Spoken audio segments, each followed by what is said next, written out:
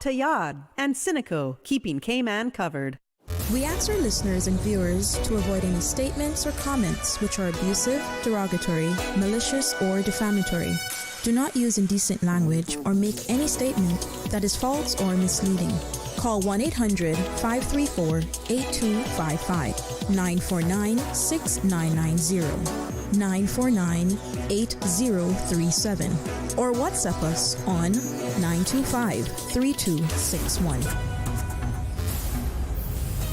Live from Radio Cayman Studio. This is For the Record with Orrett Connor. Hear from your government officials, independents, and the opposition on issues that matter to you. For the Record. Engage in an open dialogue between residents and lawmakers. With Orrett Connor. Informative, impartial, insightful. This is For the Record. And now, your host, Orrett Connor.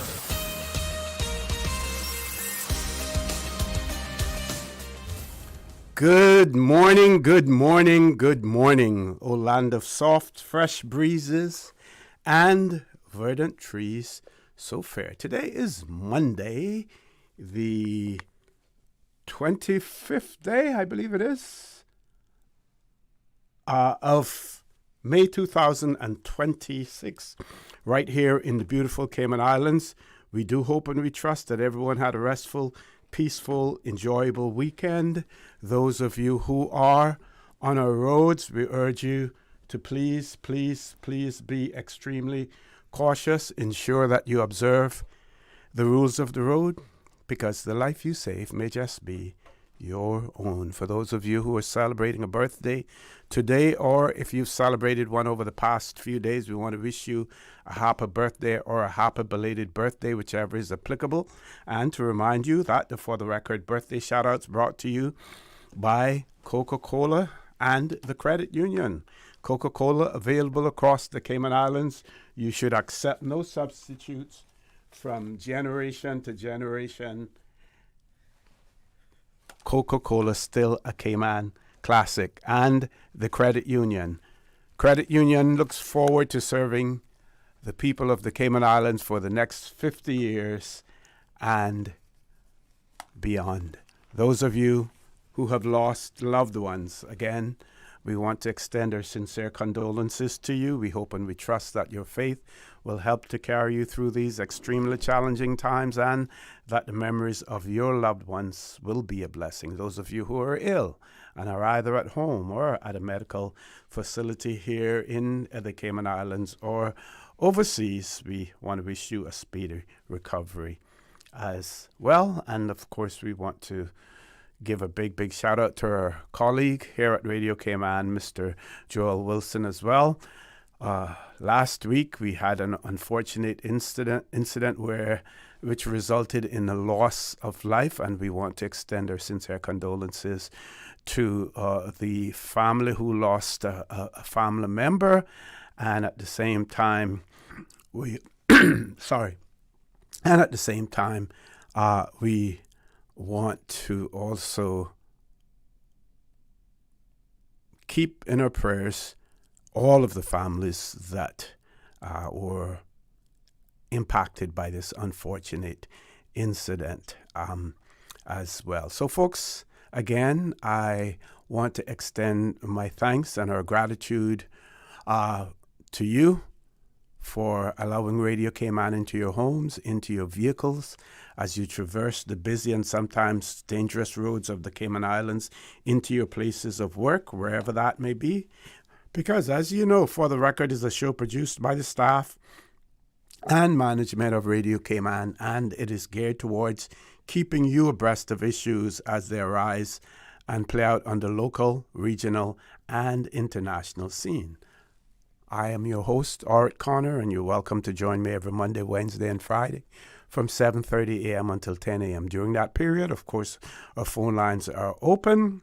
Again, this morning, that beautiful radio voice of Miss Susan Watson waiting to take your calls. You can call us on our toll-free number provided courtesy of Flo. That toll-free number, 1-800-534-8255. You can also call us on 949-8037, 949-6990. WhatsApp number 925 3261. So let's look at the birthday shout-outs again, brought to you by Coca-Cola and the Credit Union. We've asked to send birthday greetings to Raphael Lawrence, Donald McLaughlin, and Maureen McFeel. They're all celebrating birthdays today. Also, my dear sister, Mavita Echeniku, who celebrates her birthday tomorrow. So Mavita Echeniku will be celebrating her birthday tomorrow. Raphael Lawrence, Donald McLaughlin, and Maureen McFeel, they're celebrating their birthdays today.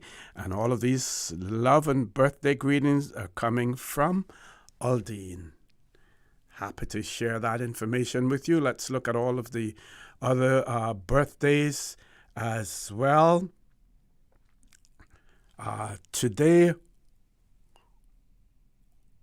Olujimini,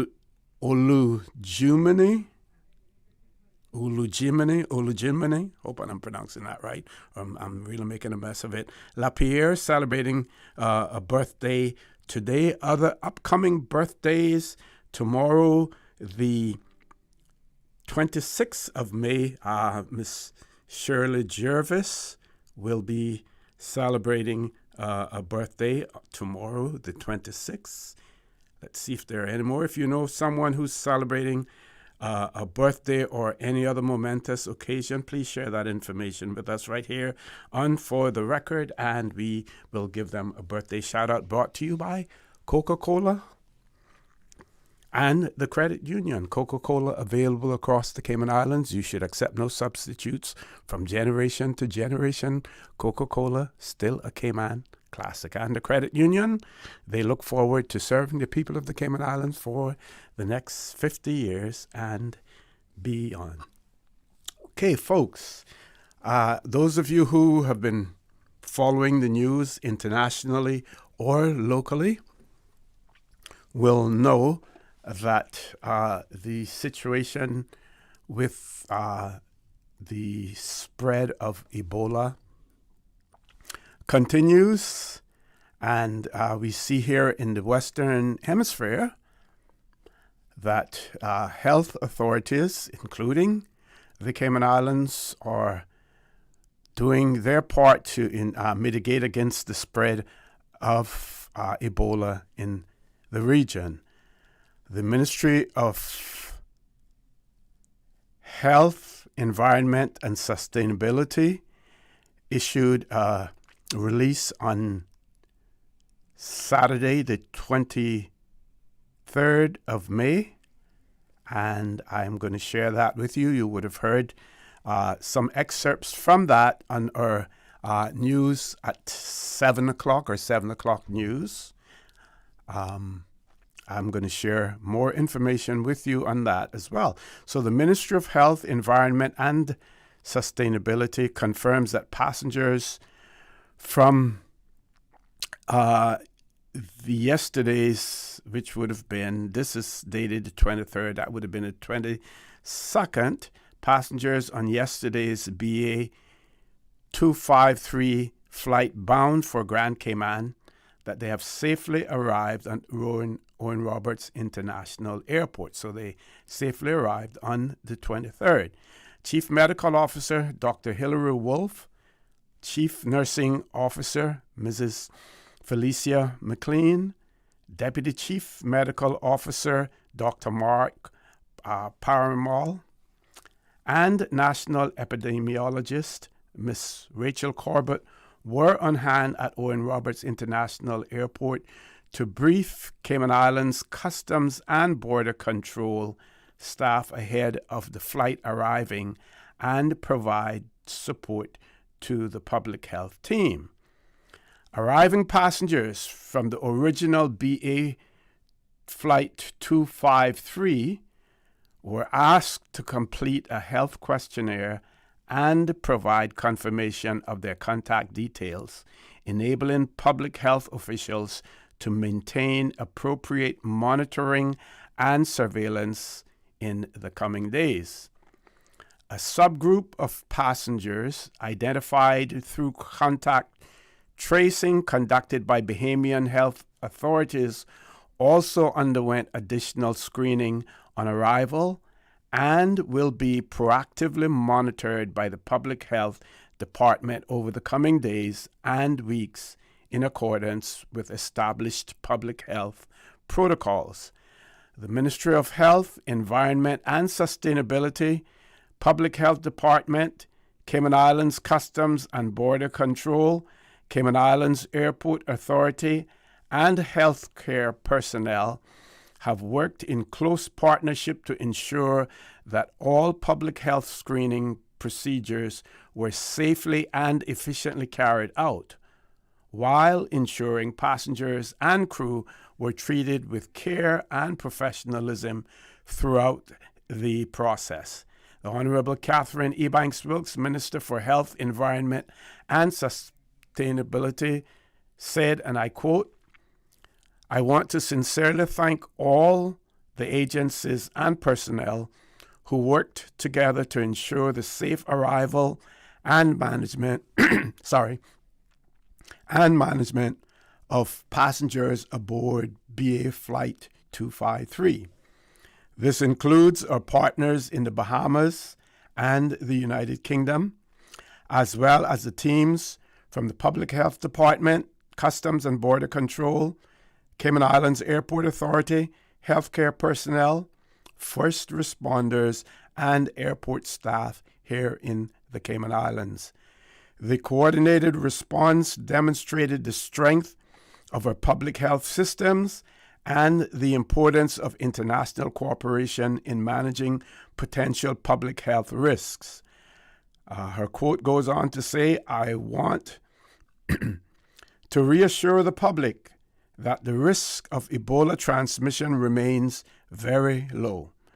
The Cayman Islands has established public health protocols in place, and we remain prepared, vigilant, and equipped to respond appropriately to incidents of this nature." The press release goes on to say that the Honorable Catherine Ebanks Wilks is off island and Parliamentary Secretary Mrs. Heather Bawden is acting minister in her absence. Chief Officer in the Ministry of Health, Environment and Sustainability, Ms. Tamara Ebanks, added, and I quote, "I wish to thank all local and international partners involved in this response for their professionalism, collaboration, and swift action. The Public Health Department, alongside the Chief Medical Officer, Chief Nursing Officer, and healthcare partners, will continue to closely monitor the international situation and provide updates to the public as necessary. Ebola virus disease, known by the acronym EVD, is a serious viral illness spread through direct contact with the blood or bodily fluids of a person who is showing symptoms of the disease. Ebola is not spread through the air, water, or food. Individuals infected with Ebola cannot transmit the virus until symptoms develop. Symptoms may appear between 2 and 21 days after exposure, and those symptoms can include fever, severe headache, muscle pain and weakness, fatigue, vomiting and diarrhea, abdominal pain, unexplained internal or external bleeding or bruising. Members of the public are encouraged to practice good hand hygiene, avoid direct contact with bodily fluids of individuals who are unwell, and seek medical advice if they develop symptoms following recent travel to affected areas or contact with a suspected case. So, folks, if you want more information on Ebola virus disease, or to speak with public health officials, or to report symptoms, contact the Public Health Department. That contact number is area code 345-244-2849. I will repeat. to contact the Public Health Department on the Ebola situation. Area code 345-244-2849. With that, folks, we're going to take a commercial break. Please stay tuned for the record. We'll be back shortly. Did you know that Doctors Hospital provides urgent care services 24 hours a day, 7 days a week? And Doctors Hospital's urgent care physicians have access to the most advanced MRI and CT imaging in the Caribbean, providing reliable diagnostics when you need it most. When you need quality urgent care for an illness or injury, Doctors Hospital is here for you 24/7. Whether it's a migraine, chest or abdominal pain, shortness of breath, broken bones, or another urgent need, Doctors Hospital at the top of Walker's Road. Urgent care right now. Yeah, let me tell you, no AC when I was a boy. I still remember just how good an ice cold Coca-Cola was. The part is, the coolest moms and dads always had Coca-Cola or parties. The sound when you pop the top, and the fizzle, and that, after that first sip. Coca-Cola, from generation to generation. That ice cold bubbly. Coca-Cola, still a Cayman classic.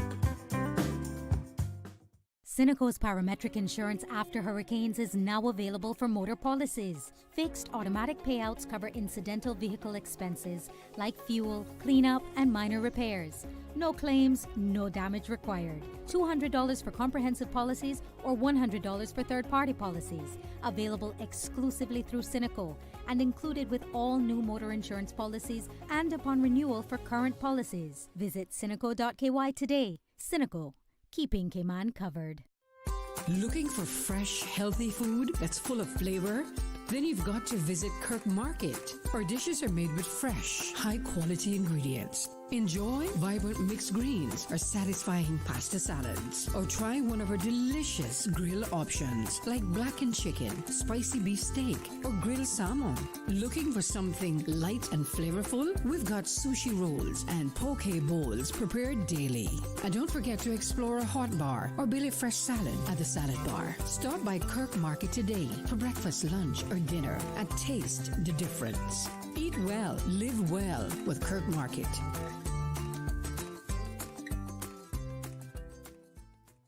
The 25th Annual Talent Exposition of the Arts, Hope is Here. Presented by the new Self-Help Foundation, Sunday, June 28th at the Hawkville Theatre. Proudly sponsored by Rainbow Realty, Ministry of Tourism and Trade Development, NCB Group, Domino's, CUC, Mitsubishi, A.L. Thompson's, Caymanian Times, and Radio Cayman. Tickets cost $15 CI prepaid and $20 at the gate. And available from the #1 shoe shop at Winner Circle Sports. Talent Exposition of the Arts, hosted by Anika Jefferson and Lloyd Barker. Part proceeds from this event to benefit the Pines Retirement Home.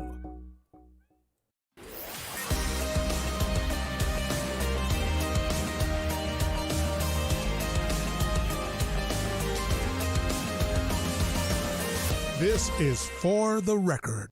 Good morning and welcome back to For the Record. No guests in the studio. We have about 10 minutes before we will be going to our 8 o'clock news. And when we return from the 8 o'clock news, we will be talking about the Cayman Islands Youth Development Consortium, which celebrates 20 years of promoting the assets that help our young people succeed. And that conversation will take place with Dr. Sylvia Wilks after our 8 o'clock news. So we urge you to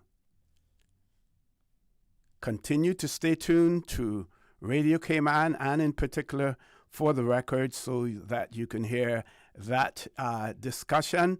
We will be talking about the Youth Asset Fair launch that will be taking place as well. I'm not going to give out too much information at this point in time, simply to give you an opportunity to hear it coming from the proverbial horse's mouth when we have Miss Sylvia, Dr. Sylvia Wilks, in the studio with us. Meanwhile, let's take a look at our local news headlines today. we see in the Caymanian Compass, I still call it that. They call themselves the Cayman Compass. Cayman needs an infrastructure plan that transcends politics. Well, we do. That is extremely important. We need an infrastructure plan that transcends politics. But folks, as long as we have the influential, the rich, those persons that control industry here in the Cayman Islands, as long as we have those individuals and entities calling the shots, that plan will never transcend politics.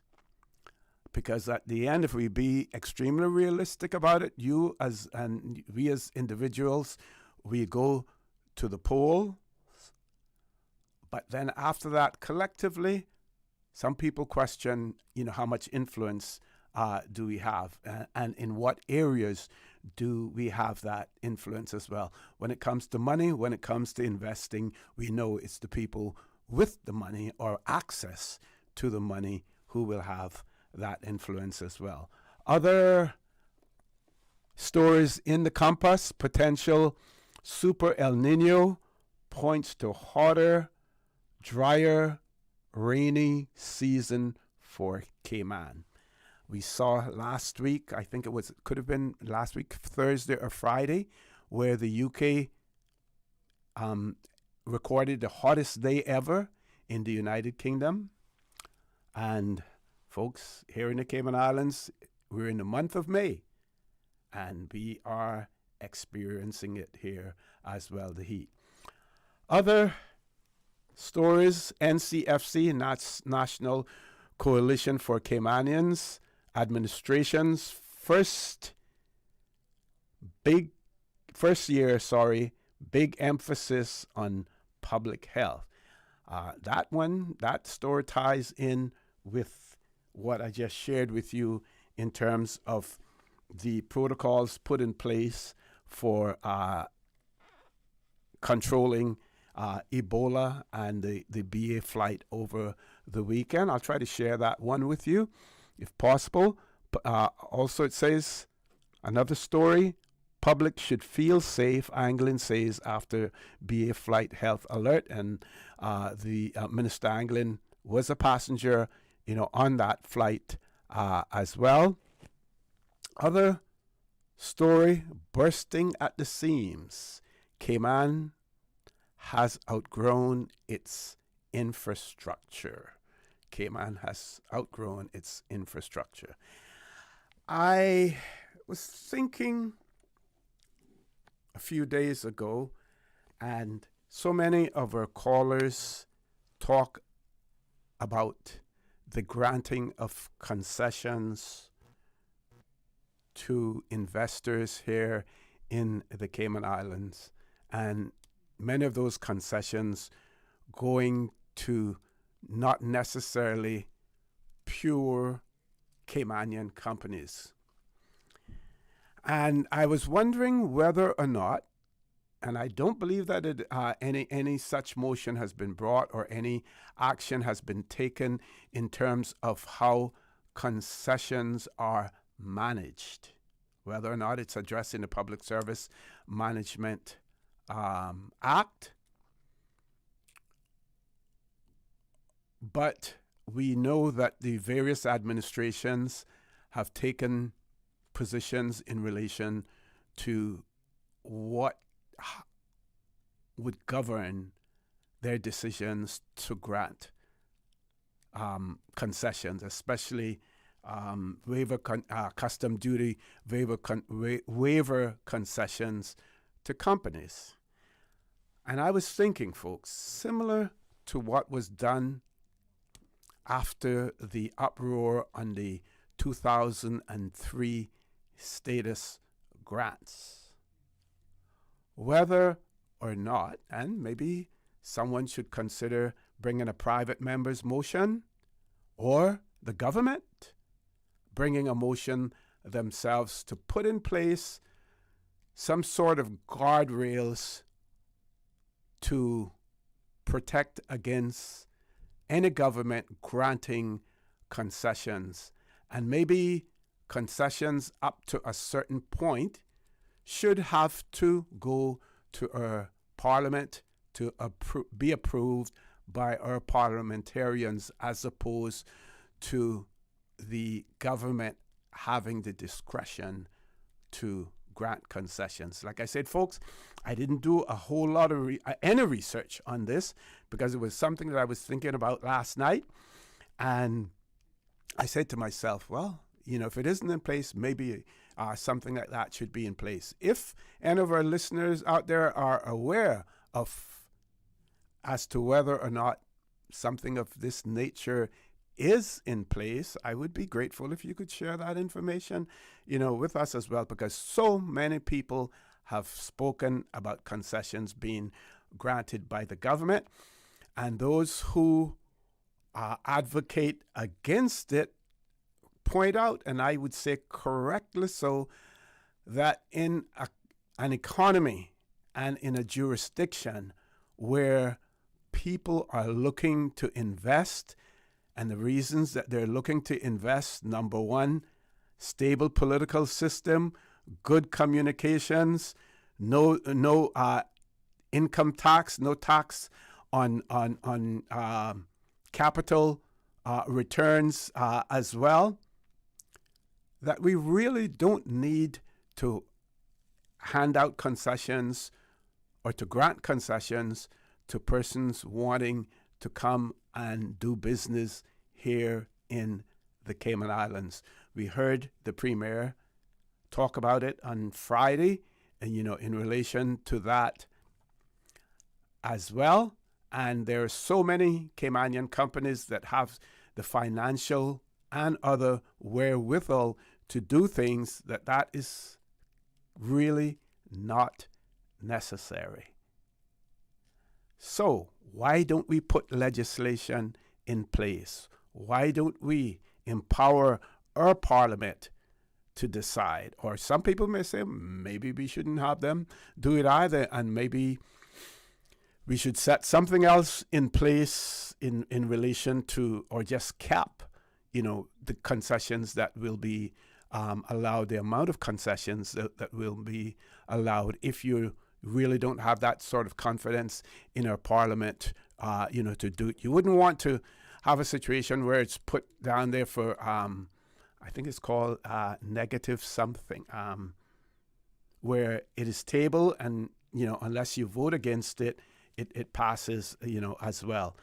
So maybe we should have some sort of legal structure in place to control the granting of concessions, in particular to non-Caymanian entities seeking to do business in the Cayman Islands. Because at the end of the day, especially if it's an entity that is seeking investor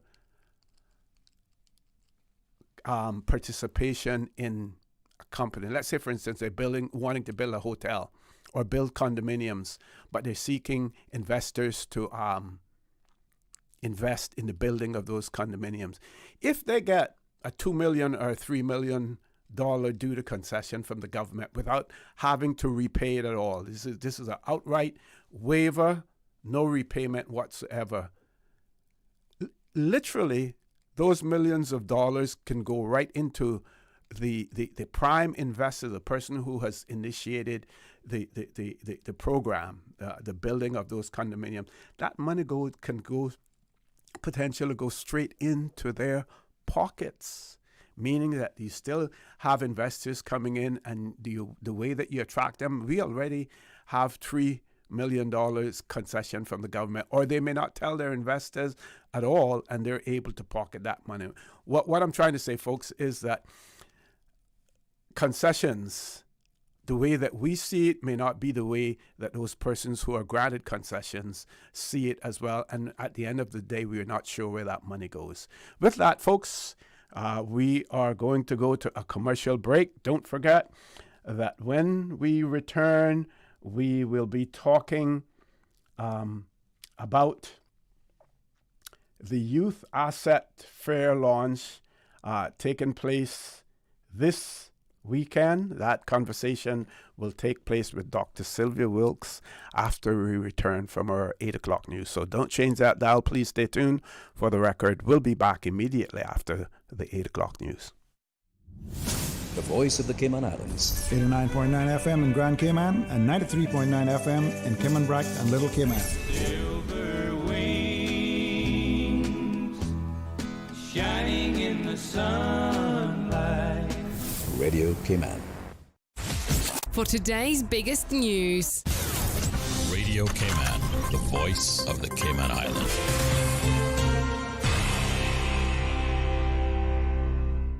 With your latest news, I'm Karsley Fuller. A stabbing victim in a West Bay wounding has died.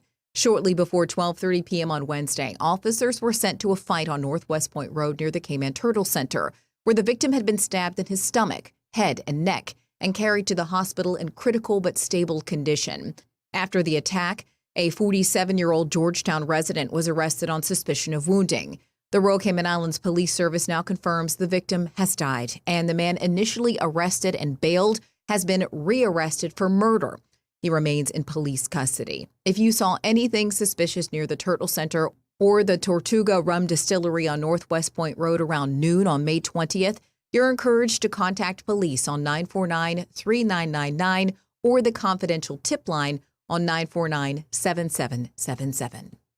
A 34-year-old Boddentown resident has been charged with wounding with intent to cause grievous bodily harm, damage to property, and possession of an offensive weapon.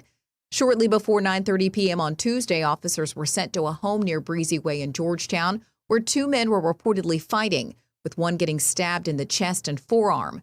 A vehicle was damaged as well. The injured man carried to the hospital for treatment had, quote, serious injuries. The 34-year-old is scheduled to appear before the court on June 5th.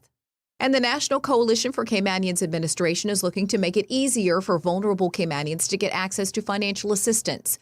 On Friday, government gazetted the Financial Assistance Amendment Bill that changes the prescribed residency timeline for financial assistance eligibility in the 2022 Act.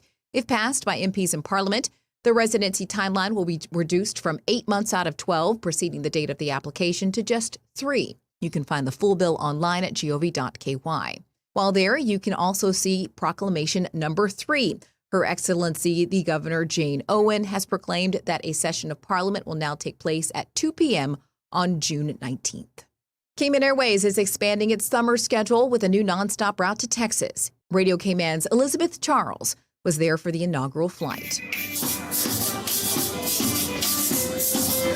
At the Owen Roberts International Airport, Austin is a new destination from Grand Cayman. I caught up with the Deputy Premier, the Honorable Gary Rutty, to speak about the strategic significance of the new route through Cayman Airways. You know, it's an exciting day here for Cayman Airways. Also for the people of the Cayman Islands, we're opening a new route to Austin. It's all about taking the lid off and exploring new opportunities. Austin is a very key market. We have a lot of good, numbers coming in from that area. And the Texas area is the strongest area for tourism out of the U.S. market, and continue to look forward to tap into there. And we're also looking at some other destinations as well, because we're just going to continue to make Cayman better and better all the time. It's certainly off to a grand start as a full terminal of people await to travel from Grand Cayman to Austin, Texas. For Radio Cayman News, I'm Elizabeth Charles. For more information, you can head to CaymanAirways.com. Now with a check of international news, here's the BBC, which takes us out of the newscast. I'm Karsley Fuller. BBC News with Danielle Yawowiecka. Pope Leo has warned of the dangers of artificial intelligence and called for an ethical code for its use in the first encyclical of his papacy.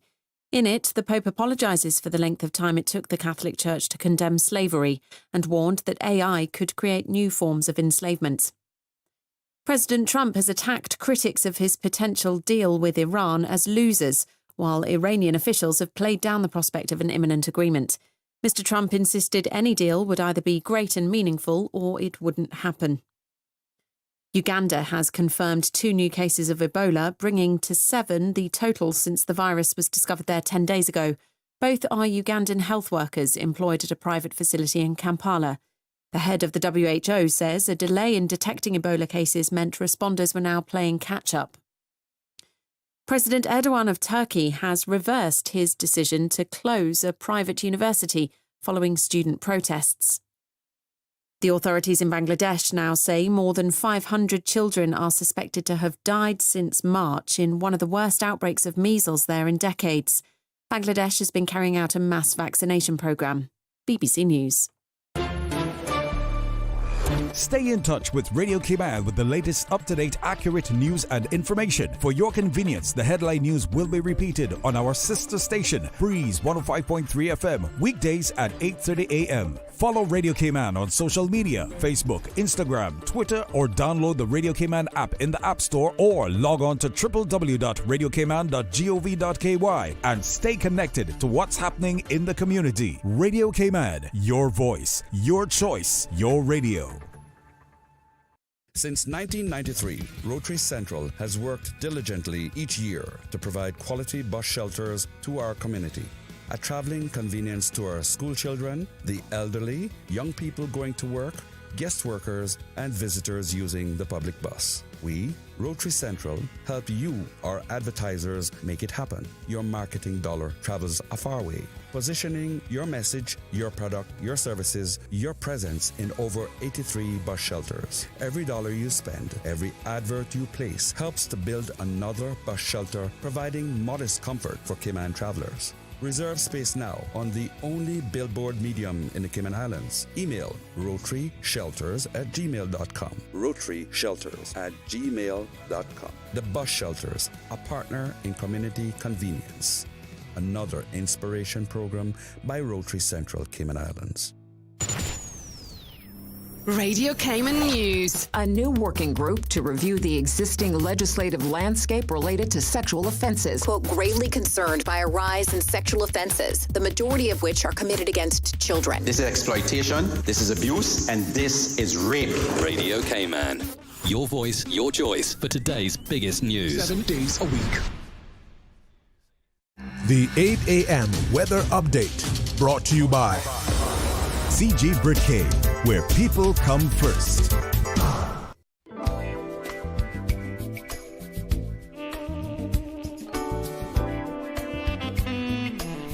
Good morning. Let's take a look at the latest weather report. Synopsis indicate pockets of deep moisture trailing the periphery of a high-pressure system will continue to bring the occasional shower across the northwest Caribbean throughout today, with some thunder at times. From tonight, an upper-level trough will move across the Bay of Honduras, enhancing this moisture, bringing a higher concentration for some showers and thunderstorm activity by early tomorrow morning. Moderate to locally fresh winds are expected throughout the next 24 hours as a ridge of high pressure slowly becomes squeezed over the Cayman area. Satellite imagery shows scattered to broken layers of cloud with isolated thunderstorms noted near the Cayman area. Now the forecast for the Cayman Islands for today, calling for partly cloudy skies with cloudy spells and a 40% chance of showers and isolated thunder. Temperatures will rise to the upper 80s with a heat index near 101 degrees Fahrenheit. Your winds will be east to southeast at 10 to 15 knots with higher gusts in the afternoon, and seas will be moderate with wave heights of 3 to 5 feet. Forecast for tonight calling for occasionally cloudy with a 60% chance of showers and isolated thunderstorms after midnight tonight. Temperatures falling near the mid to upper 70s. Your winds will be east to southeast at 10 to 15 knots, and seas will be moderate with wave heights of 3 to 5 feet. Low tide will be this afternoon at 12:30, with a high tide tonight at 5 minutes past 7. The sun will set this evening at 6:56 and will rise tomorrow morning at 5:48. And the outlook is calling for scattered showers and occasional thunderstorms through the next few days as high moisture content lingers over the northwest Caribbean and becomes enhanced by the upper level trough. Winds and seas are expected to increase from Tuesday morning, becoming moderate to occasionally rough as the pressure gradient continues to tighten over the region. A small craft advisory will be in effect thereafter. And that's the very latest on your weather report.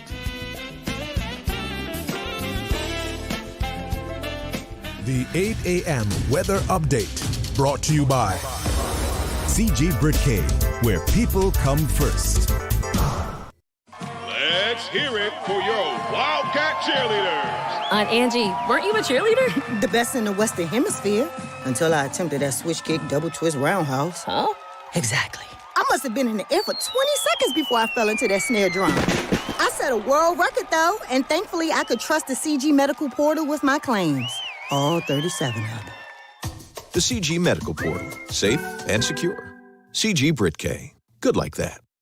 Attention Northside and East End residents. The Department of Environmental Health Northside and East End bulk waste collection will take place between May 25th to May 30th. This bulk waste collection will replace the traditional year-end collection. Household appliances, furniture, and other items too large to be handled by the weekly DEH collection crews should be placed by the roadside where it is easily accessible to DEH collection crews. Metals and vegetation should also be separated from other bulk items. Do not obstruct the roadway or storm drains or place tires, construction, and demolition waste, hazardous materials, or electronics. For more information on the North Side and East End bulk waste collection from May 25th to May 30th, please contact DEH's Solid Waste Management section at 949-6696. The traffic report is brought to you by Subway. Enjoy a delicious start to your day with breakfast from Subway. Top of the morning, let's check in with traffic and see what's happening on our roads. Slow moving traffic on Crew Road heading to the Georgetown area. Expect delays. Heading east in Crew Road, traffic is moving on pretty good. Coming off of Barbara Thompson Way, traffic is steady and continuing on to Huldah Avenue, as well as on the Linford Pearson Highway. Further up on Shamrock Road, traffic moving at a moderate pace. West Bay Road, in front of the Ritz, traffic is moving moderate in both directions, and no issues coming from the West Bay four-way stop as traffic flowing nicely. North Sound Road, steady but flowing traffic, and on Godfrey Nixon Way and Eastern Avenue, traffic is moderate in both directions. Edward Street, no issues there, is traffic flowing pretty good. If you've seen accidents, let us know by calling us at 949-6-990. That's the very latest on your traffic. Join us again at about 10 minutes past 12. We'll give you another look at traffic. Remember, click it or ticket. Start your year off right with Subway's Fresh Fit menu. 4 protein-packed subs with 20 grams or more protein, under 500 calories, and loaded with full servings of crisp veggies on hearty multi-grain bread. Try the grilled chicken and avocado, the ham and turkey stacker, the seasoned steak and avocado, or the turkey and ranch delight. Big flavor, plenty of protein, and fresh veggies in every bite. Fuel your day the Fresh Fit way. Only at Subway. Subway. Eat fresh. The traffic report is brought to you by Subway. Enjoy a delicious start to your day with breakfast from Subway. For the Health of It, heard on Wednesdays at 7 p.m. and repeated on Saturdays at 9:30 a.m. is brought to you by The Light Room. Tired of being unwell and struggling to find the energy and vitality to live the life you desire? Come get recharged from the inside out at The Light Room. Our non-invasive, holistic energy enhancement system detoxifies and energizes the body, enabling self-healing and balance. Book online at www.thelightroom.ky or call 938-HEAL, 38 Pasadora Place, GT. Cayman Art Week is back and bigger than ever, with art on show at over 50 venues across all 3 islands from Tuesday the 26th to Sunday the 31st of May.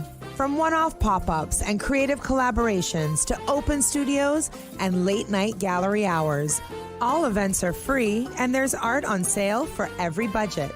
Join a guided bus tour or visit at your own pace. You'll find everything you need to know at CaymanArtWeek.com.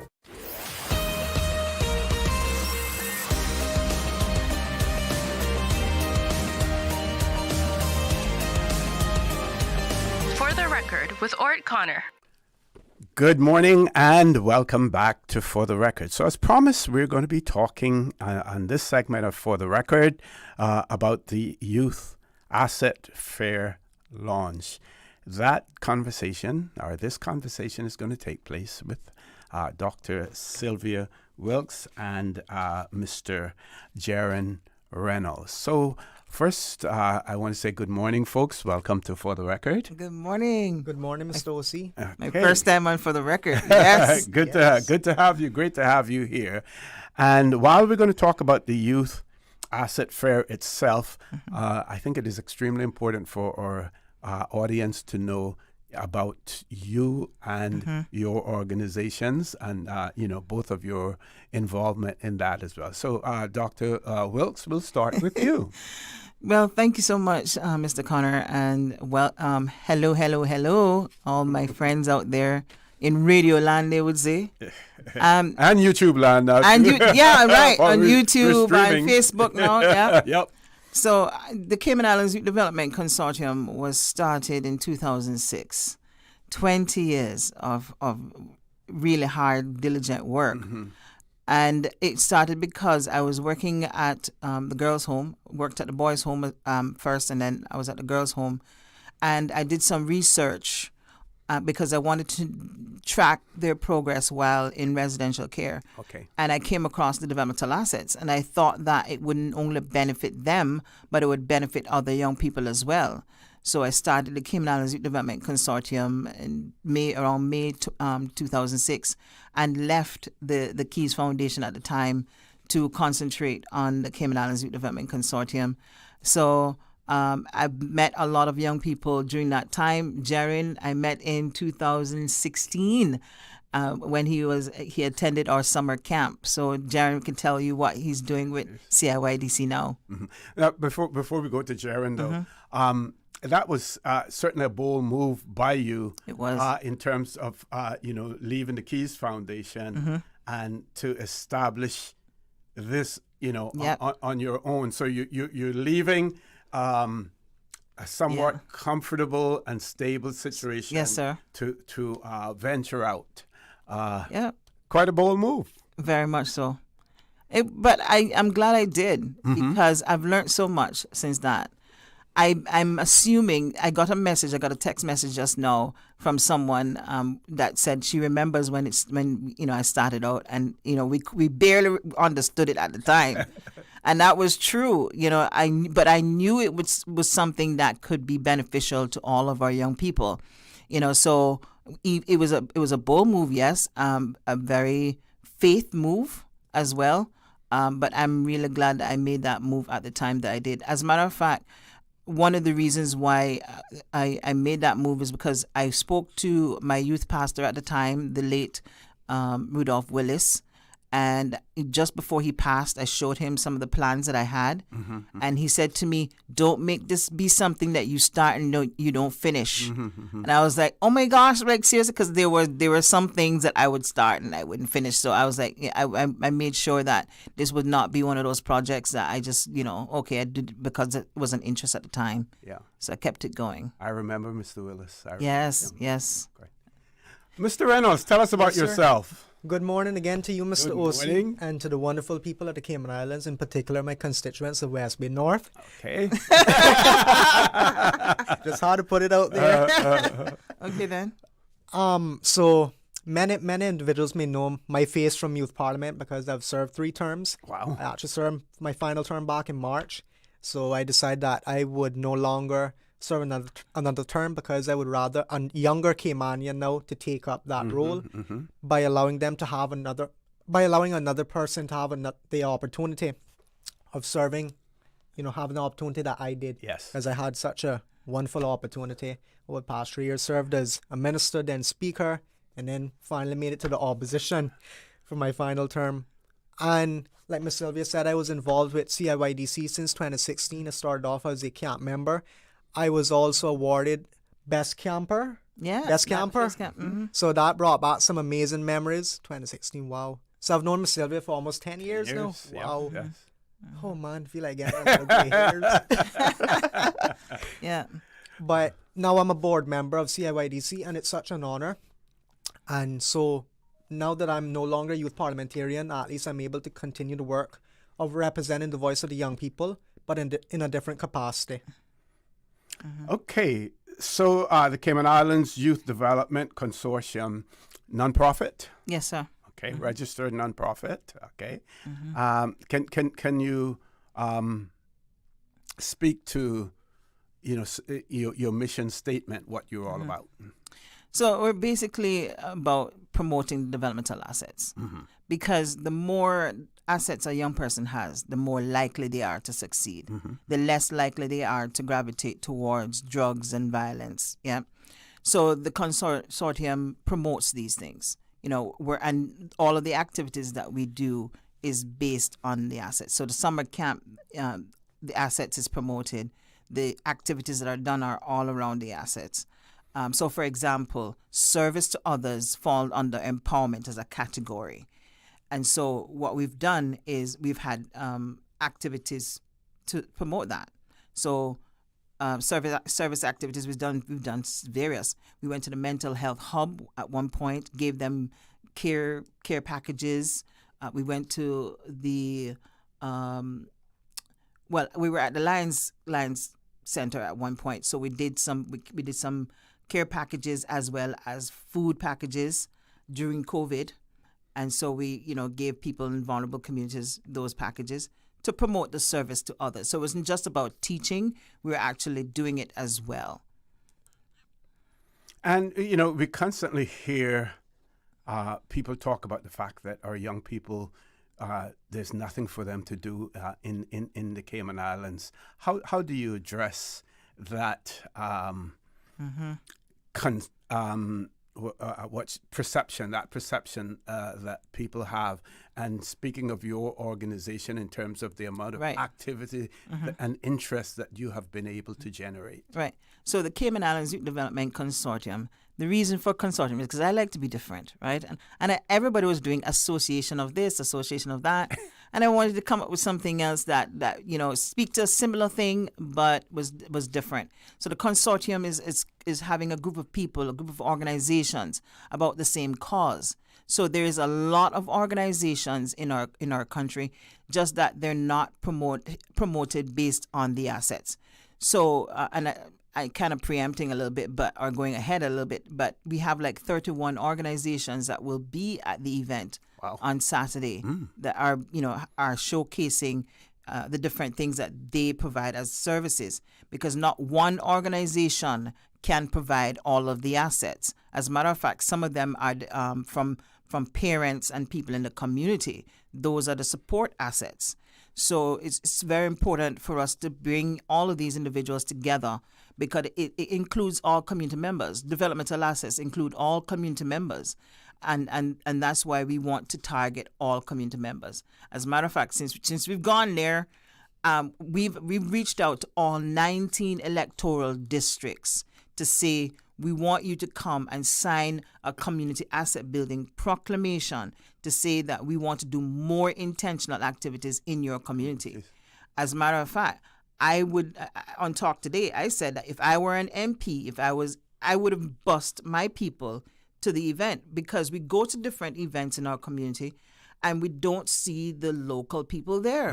You are in my constituency. I need to make sure that you are going to an event that will give you information on how you can make sure that you are intentional about your child's success. Okay, so Mr.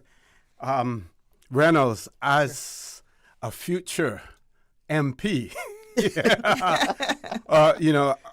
what do you say to that? How do you address that in terms of getting more participation? Well, first of all, as Ms. Sylvia said, you have to ensure that you provide the resources of, like, if you have to get your constituents there, provide transportation. If transportation is needed, you ensure that you have transportation. That is very critical. And at the end of the day, our young people, we need to ensure that we are there for our young people. And that is by ensuring that our MPs are there, and not only there, but also learning about the different assets on the proclamation and sharing more about it, providing the knowledge about it. So I feel that is very important.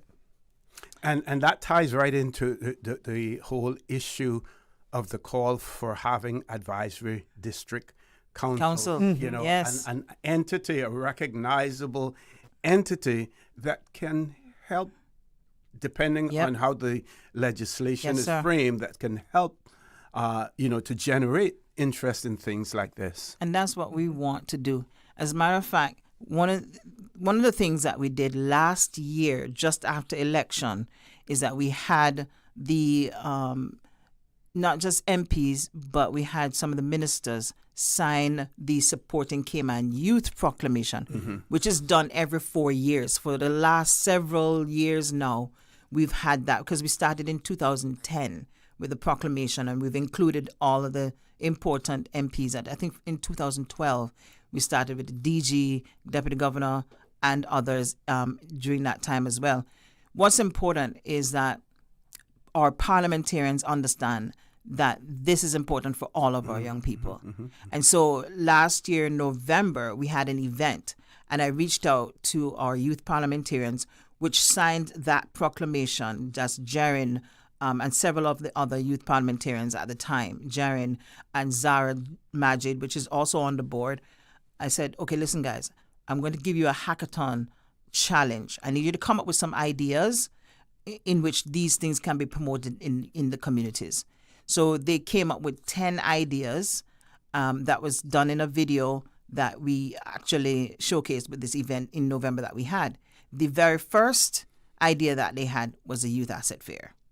So that's the reason why we're having, we had Celebrate Our Youth Day every January. Okay. But we decided to relaunch and then launch the Youth Asset Fair. Instead of doing Celebrate Our Youth Day, it would now be Youth Asset Fair and Opportunity Expo. For those persons out there listening, it may be a parent or may be a young person themselves, how can they get involved with the consortium? How are they able to join? What is the age limit? And the reason I asked about the age limit, because depending on the age limit, you could form a what should I say? Influential voting bloc in the next election, depending on your age range for membership. Right. Yeah. You see, this is where For the Record has taken us now, Jared. Look at that. Oh, my gosh. Like, seriously. Yeah, you're right.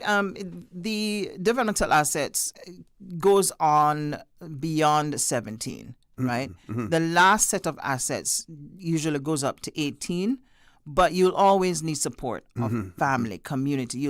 As a matter of fact, the one key asset as relates to when you get older is youth as resources. Utilizing them on councils, utilizing them in their communities, giving them opportunities, so that they want to serve in that capacity. And so it's very important because that falls under empowerment and working in whatever field that they choose to work in. We're not about tokenism. We're not about giving them some sort of internship for 2 weeks and then we don't see them again. It's about giving them meaningful opportunities, so that when they get older, they can participate in their own country in a meaningful way.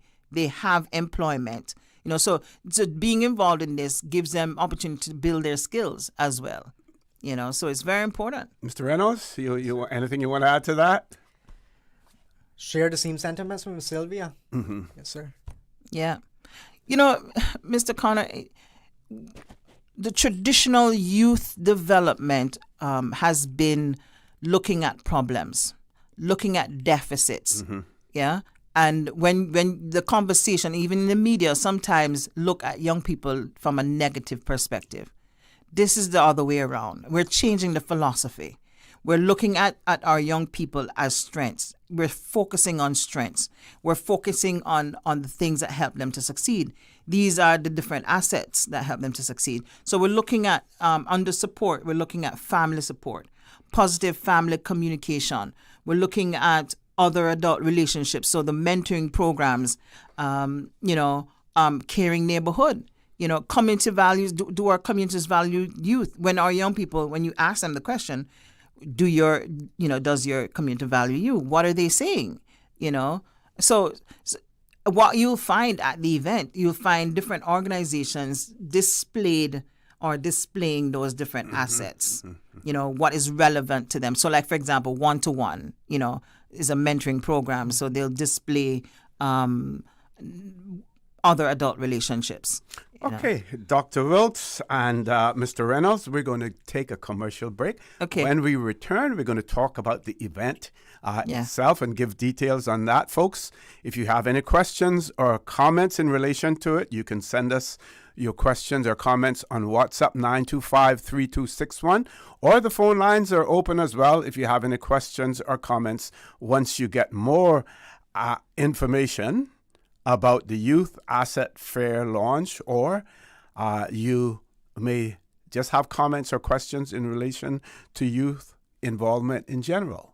So when we return, phone lines are open. We're going to talk about the fair itself, that conversation taking place with Dr.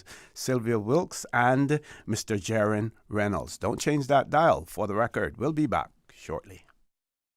My mom's a superhero. She always knows what to do when I feel icky. Yesterday, we went to West Bay Pharmacy, and they had everything she needed. Medicine, my favorite band-aids with dinosaurs, and even flavored vitamins. Mom says they keep our family healthy.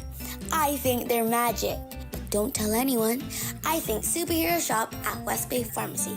West Bay Pharmacy, where the superheroes shop. West Bay Pharmacy and Centennial Towers. Convenient quality care is just around the corner. Did you know that you can send money transfers to financial institutions anywhere in Jamaica with JN Money? You mean I can send money straight to my account and cut out the middleman? Yes, that's exactly what I mean. You send your own money to your own account, giving you peace of mind that the money is in your account. JN Money Transfers to Financial Institution is another convenient service offered by JN Money. You can have this done from any JN Money location. Deposit your money straight to your account without the hassle of asking someone to do it for you. JN Money Transfers to Financial Institutions, making life easier. Looking for fresh, healthy food that's full of flavor? Then you've got to visit Kirk Market. Our dishes are made with fresh, high-quality ingredients. Enjoy vibrant mixed greens or satisfying pasta salads. Or try one of our delicious grill options like blackened chicken, spicy beef steak, or grilled salmon. Looking for something light and flavorful? We've got sushi rolls and poke bowls prepared daily. And don't forget to explore a hot bar or Billy Fresh salad at the salad bar. Stop by Kirk Market today for breakfast, lunch, or dinner and taste the difference. Eat well, live well with Kirk Market.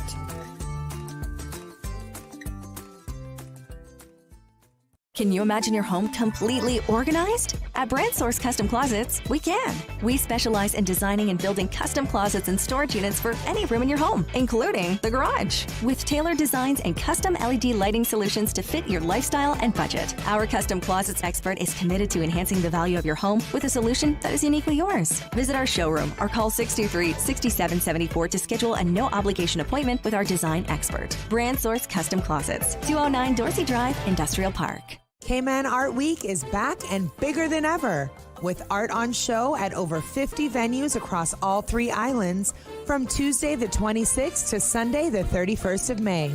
From one-off pop-ups and creative collaborations to open studios and late-night gallery hours, all events are free and there's art on sale for every budget.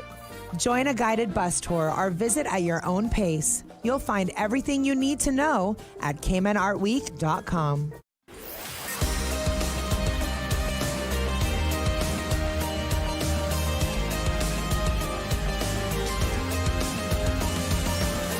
This is For the Record. Good morning and welcome back to For the Record. For those of you who are just joining us, I have in the studio with me Dr. Sylvia Wilks and Mr. Jaron Reynolds. We're talking about the Youth Asset Fair launch, which will be taking place this weekend. And I will have Dr. Sylvia Wilks and Mr. Reynolds tell you more about it. Folks, you have the mic. Yes, sir. So I want to say thank you to our youth parliamentarians who from last year, when I gave them this hackathon challenge, came up with the Youth Asset Fair. And this is to help people to get an understanding of the assets and all of the organizations that help our young people to succeed.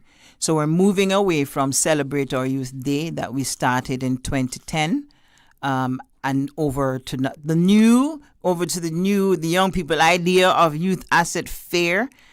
And that's on May 30th, Saturday, May 30th, this Saturday coming at Arts and Recreation Center, thanks to sponsorship from DART and Queensgate, our main sponsors. We are doing, we start from 10 o'clock. So the minister responsible for youth will be there, Honorable Isaac Rankin. He's giving the minister's address. Her Excellency will also be there to give some remarks as well. We've always had the governor support us. From 2008, Governor Stuart Jack was a big supporter. So ever since that, we've always had the governor support this initiative.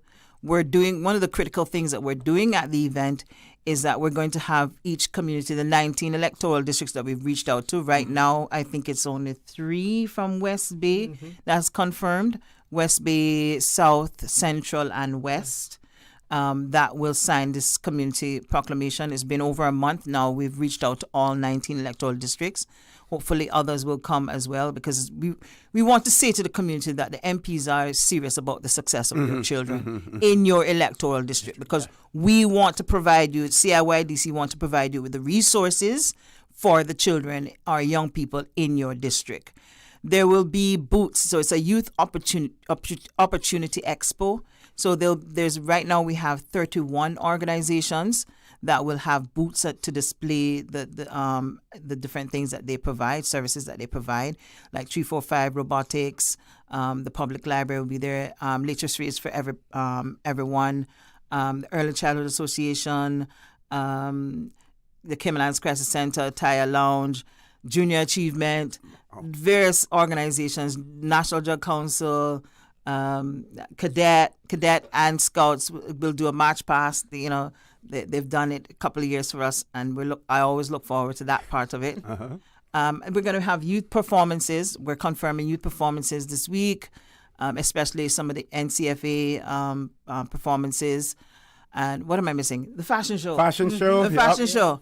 The fashion show is about the assets more than the fashion. But we're doing it as a fashion show. And then there's a show and tell. The show and tell is giving the organization an opportunity to talk about what they do. So it's going to be moving. The Burger Classic, the National Youth Culinary Group, they're doing burgers and hot dogs for us. Oh, wow. So, it's going to be nice. Arts and craft as well? Did you mention that? So there's some activities that we're doing based on the assets itself. So it's going to be good. And the giveaway prizes?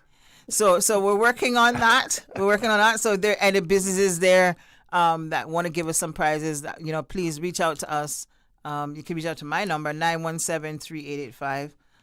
But yeah, we want to. Most of what we'll give away is an opportunity for persons to attend our summer camp and stuff like that. But we want to make sure that people take advantage of it. Parents, if you want to learn more about what your young people can get involved in, you need to come. You want to meet these different organizations. There's others, but we can only accommodate this amount in that space. Okay. So I'm looking forward to it. I'm looking forward to handing over, because we have a new board. So this is one of the main projects that they'll definitely be working on. Let's talk about your new board. What is it? Who is it comprised of? Any changes, if any? Yeah. So we have a new chair, Letitia Scott, and who are the other persons? Susanna Borden, Novaz, Zara Majid, which is involved in Protect Our Future, and a bunch of other things, Cayman Chess as well. We have Casey, our secretary extraordinaire, which was one of my students from UCCI, and she challenged me. I made a presentation at our sociological conference, and she challenged me in that. And I was like, I'm going to use you. And so I pulled her on board, as well, Casey Jackson, and a couple others who I cannot remember right now. Oh my goodness, Shakina Edwards. Shakina has been with me for years, volunteered from 2015, and has been with the organization for a long time in various capacities, helping us there. Natasha Marias, and then we have Shiloh Scott. So, and Annie Hawkins, those are the main board members right now. My brother was the chair for a long time. He's coming out of it now, so he's handing over to Letitia as the chair of the board. So, yeah. So, Mr. Reynolds, if you had you not been involved in the youth parliament, would this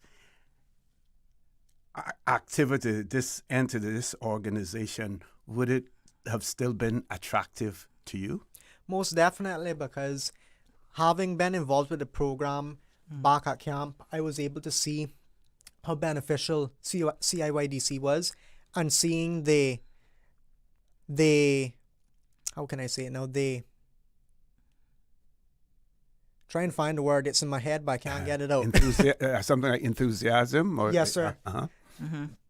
Just ensuring that they're there to not only represent the voice of the young people, but providing the resources for the young people, because I feel that's very important. Yeah. And Miss Sylvia, she's such an amazing leader. Such an amazing leader. Oh, man. Amazing leader. Because, like, what I love about Miss Sylvia is that, you know, she's very passionate about not only addressing the issues affecting young people, but also providing the resources for the young people. And I feel that is very important at the end of the day, because many of our young people, for example, you know, they think that there's not any support programs when they are. But with CIYDC, that's why we're trying our very best to promote it, so that we can say, okay, these are the support programs here. This is how you can get involved with it. But not only support programs, but you also hear about, oh, there's nothing to do in Cayman. There's nothing to do. But it's just that you have to ensure that you want to find it, because we have the internet all over. Your phone, your tablet, your computer, everything. So it's there. Okay. Is there a need to register for this fair? No, you just come. Come. Just come.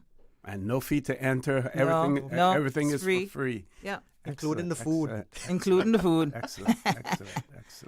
Yeah. So one of our listeners wanted to know what is your definition of assets when it comes to youth assets? What's your definition, and can you give some examples of that? So I'm glad they asked that. So there's 40 things that help our young people to succeed. Okay. They're called developmental assets. So there's an organization in the U.S. that did a survey. They continue to do so around what our young people need. Instead of looking at the different issues, look at what is helping them to succeed. Because like in a family, they looked at families and they realized that one or two might not have been doing well, but there were others that were doing well. What were the things that were helping them to do well? So they came up with these 40 things that they realized that help our young people to succeed. So 20 of them are external. So that's support, the support of families, support of school, empowerment, giving our young people opportunities, that youth as resources, service to others, safety as well. And then you have boundaries and expectations. So family boundaries, community boundaries, and then constructive use of time, having these different organizations that our young people can get involved in. And then you have the internal assets, which are as young people get older, they're more responsible for. So commitment to learning, which includes achievement motivation. Am I motivated to do well in school? Am I involved in my school? Am I bonding with my school? And then you have positive values, and you have social competencies and positive identity assets as well. So especially the internal assets, I think the ones that I appreciate the most are the latter one, because positive view of personal future, I think that's the one that you signed for on the proclamation, Jaren. We hear a lot about mental health and our young people not having a sense of purpose or even having a positive view of their future. That's an asset I personally appreciate most, because it gives me an idea. So if I ask our young people to rate themselves from 1 to 10 on these assets, if a young person is rating themselves low, then that's an indicator for me that something is wrong, that they're not feeling valued, they're not feeling that life is of value for them. So okay, we're going to go to a commercial break. But before we go there, just the person who posed that question to you also said that they are proud to have watched you on this journey and your commitment to the youth of the Cayman Islands as well. Most grateful. With those words, we're going to take a commercial break. Folks, please stay tuned for the record. We'll be back shortly. Your dream home starts with a vision, and often inspiration is at the heart of that vision. Brand Source Home Gallery's in-house designers are here to help bring your vision to life. Whether you're remodeling or building a new home, Brand Source Home Gallery is your one-stop solution. Explore their kitchen cabinets, sinks, faucets, bath fixtures, tubs, vanities, and more. Let Brand Source's designers help and inspire you with your next project. Call 623-5000 and schedule an appointment with a design expert at Brand Source Home Gallery, Dorsey Drive, Industrial Park, serving Cayman for 50 years. Cineco's parametric insurance after hurricanes is now available for motor policies. Fixed automatic payouts cover incidental vehicle expenses like fuel, cleanup, and minor repairs. No claims, no damage required. $200 for comprehensive policies or $100 for third-party policies. Available exclusively through Cineco and included with all new motor insurance policies and upon renewal for current policies. Visit Cineco.ky today. Cineco. Keeping Cayman covered.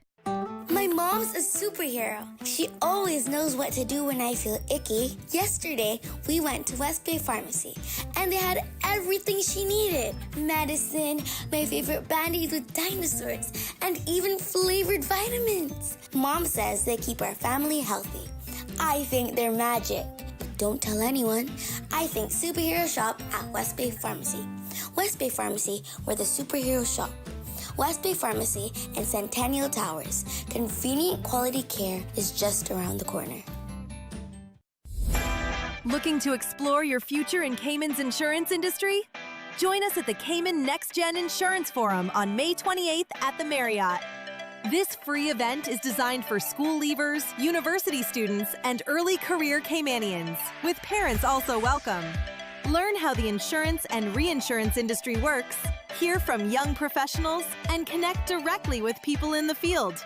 The event runs from 2:30 to 6 p.m. with refreshments provided. Register now at imac.ky or follow at iMac Cayman on Instagram for more information. Hosted by iMac, Circa, and CIIA. For 50 years, Radio Cayman has been the heartbeat of our islands, bringing you the news, the music, and those moments that matter most and more. From the vinyl days to the digital way. And now, it's time to celebrate you. This Thursday and Friday, we're giving away exciting prizes on air as we continue to mark 50 years strong. Tune in, listen out for your cue, and you could be walking away with something special just for being a part of our journey. Thank you, Cayman Islands, for 50 incredible years. Radio Cayman, yesterday, today, and the next 50.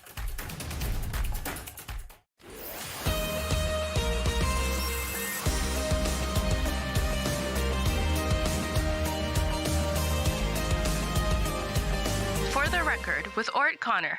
Good morning and welcome back to For the Record. We're on the last leg of this segment of the show this morning, talking with Dr. Sylvia Wilks and Mr. Jaron Reynolds. We're talking about the Youth Asset Fair launch, which will be taking place on Saturday, May the 30th, from 10 a.m. until 3 p.m. The venue is Camana Bay Arts and Recreation Center. So, Dr. Wilks and Mr. Reynolds, let's talk about the importance and value of being involved with our youth. And I will preface that by simply saying, you know, at one point in time, Miss Sylvia Wilks worked along, I would say for me, because we all worked for the government, along with me at what was then the Immigration Department. Yes. And when she handed in her resignation because she wanted to go on another journey, you know, I basically refused to accept it because, you know, because of the potential that she had, you know, within the Immigration Department, and I hated to see her go. But no regrets whatsoever. So tell us, you know, about this importance and the fire that is burning inside of you and your organization, and this this drive to ensure that our 19 electoral districts are involved, and to get our members of parliament involved in this, in appreciating and developing our youth assets here in the Cayman Islands. Okay, so we hear the terminology, and it came out quite a bit in the last election. Caymanians first, right? The way in which you put Caymanians first is to making sure that we're doing all that we can to that they can succeed. Mm-hmm. It's simply that. We know the things that they may gravitate to when they don't or they're not involved in pro-social activities. The criminality report shows that when our young people are not involved in activities such as this, they tend to gravitate to the bad behavior, basically, delinquent behavior. But when they're involved in scouts, then, Girls Brigade, Girl Guides, when they're involved in all these activities, they're attending youth groups, they tend to do better, right? And Jaron can tell you, because he's amongst the young people more than I am. When we give the 19 electoral districts this information and say, MP, we want to work with you intentionally to give you resources for the young people in your district. Help us to be able to come in and do so. It makes sense to me because they can't do everything for the young people. Yeah. But we can help provide those resources. So I was really elated, really grateful when our Premier MP, Honorable Andre Ebanks, was the first MP that responded from West Bay South. He's also signed on the Supporting Cayman Youth Proclamation as well. But he's not going to be there because he's traveling. He's coming back on that day. Okay. But he's making sure that his office, his representatives are going to be there to sign this community asset building proclamation. Because we're not about lip service. We're not about tokenism. We're not just about doing something and checking it off. We want to see the young people in our communities succeed. And if it means because like the idea is that the youth parliamentarians who signed on the proclamation came up with these different ideas, they can be implemented in the communities. We're doing 1 out of the 10 ideas that they came up with. All we're saying is we want you to be on board with this so that we can help you with being more intentional with the young people under your charge in your electoral district. Mr. Reynolds. Yes, sir. You want to add to that? Sure. Yes, sir. It's very critical because, at the end of the day, if, just say, for example, if our, like Ms. Sylvia said, if our MPs aren't able to make it, at least make a representative come and represent them on their behalf. It is critical that our young people see that they are being represented, and not only represented, but they would feel like they have a voice. So that's all I have to say about that.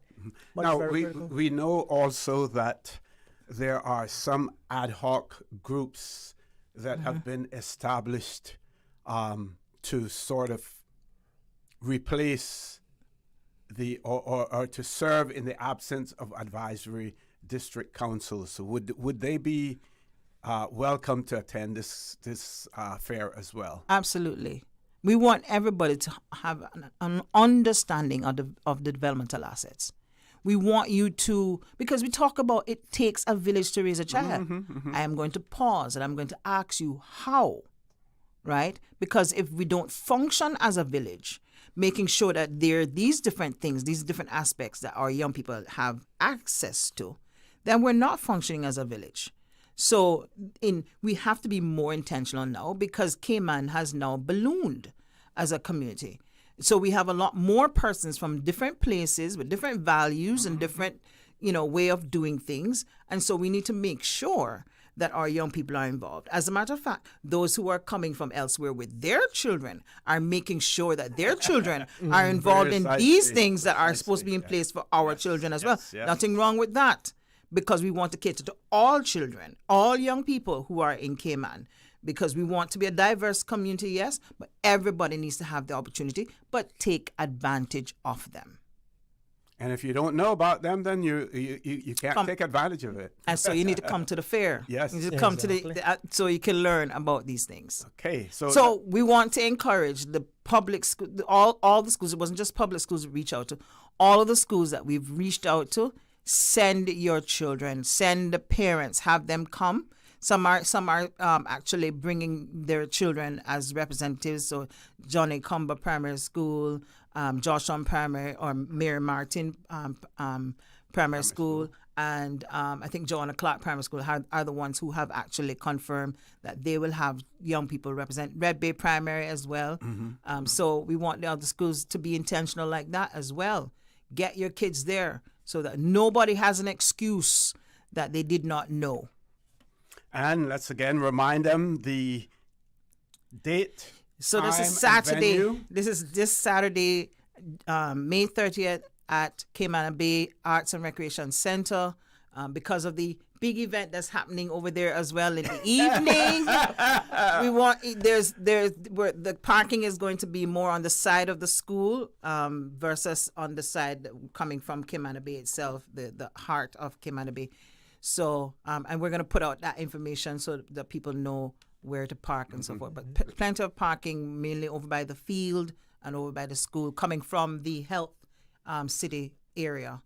Is the entrance from that side. Yeah. So, looking forward to it. I'm looking forward to the National Youth Culinary burgers and hot dogs. Jamo, thank you very much. Yes. Yep. So, okay, we still have about 3 minutes left to go as well.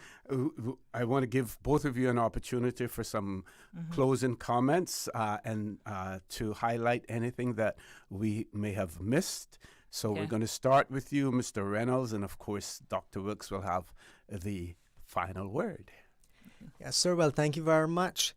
I just want to invite everyone to come on out, including our young people. I feel it's very important that we attend this event. And don't worry now, we're starting very early from 10 a.m. until 3 p.m. So you won't miss the concert, so you don't got to worry about that.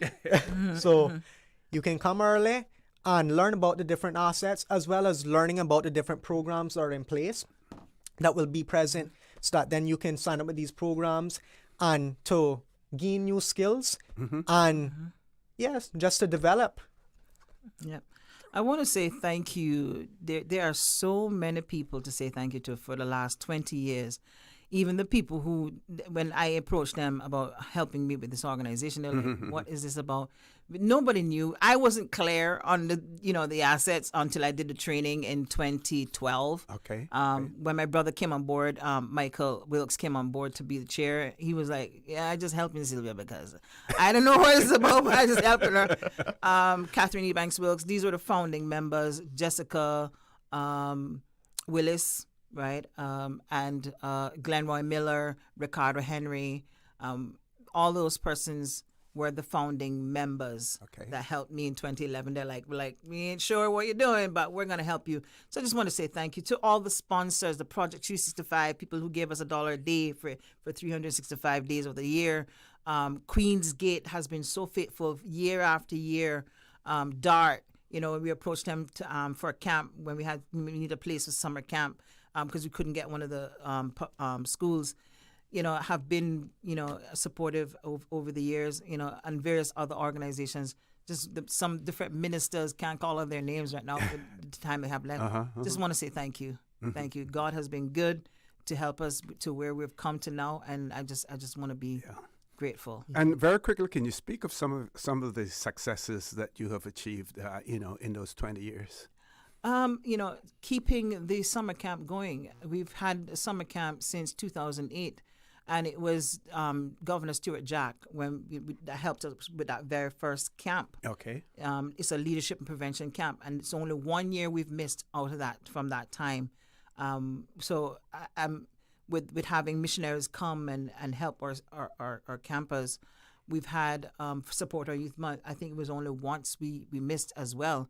So keeping these events going have been with very little support or resources. We kept it going. Thanks be to God, we've been able to keep it going. So those are some of the successes. It's been hundreds of young people that have come through CIYDC. Make sure to come Saturday. Don't give me no chat. Listen, all you that working now that tell me I was gonna do camp and your kids are gonna attend camp and now at that age, make sure you are there on Saturday. We want more volunteers. If you've been a part of the CIYD since 2006, 2008. Come. And we know that the government has said and actually decreed that the Vibes Cartel concert should not be a PG event based on the conditions that they have placed in terms of the performance. But what we do know is that you don't have to worry about the Youth Asset Fair launch being PG, as you know, you don't have to worry about that as well. Exactly Everything there is clean and designed, specifically for our young people. Yes, sir. This is a place you want our young people to come at Cayman Bay on Saturday. Yes. Earlier, like 10 o'clock to 3 o'clock, not the lack of time. Okay. This is where you want to bring them. Yes. I told some of them, I'm going to stand up by the entrance and see who goes in and there. see who come in there. And I'll be like, why were you not at the fair? Yes, like, yes.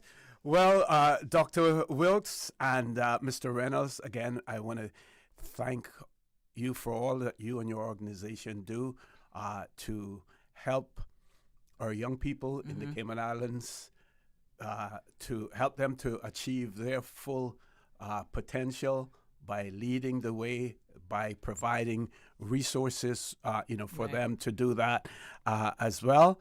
And if you keep chipping away at it, you will see more and more positive results as well. But thank you very much, and we wish you all the success at the Youth Asset Fair on Saturday, the 30th of May at Cayman Bay as well. Folks, thank you, top of the hour, headline news. When we return, the phone lines will be open. We want to talk some more. I have received some comments, about concessions, government concessions as well. And we should have one of our members of parliament calling in to opine on that subject as well. So don't change that dial. The phone lines will be open. Please stay tuned for the record. We'll be back immediately after headline news.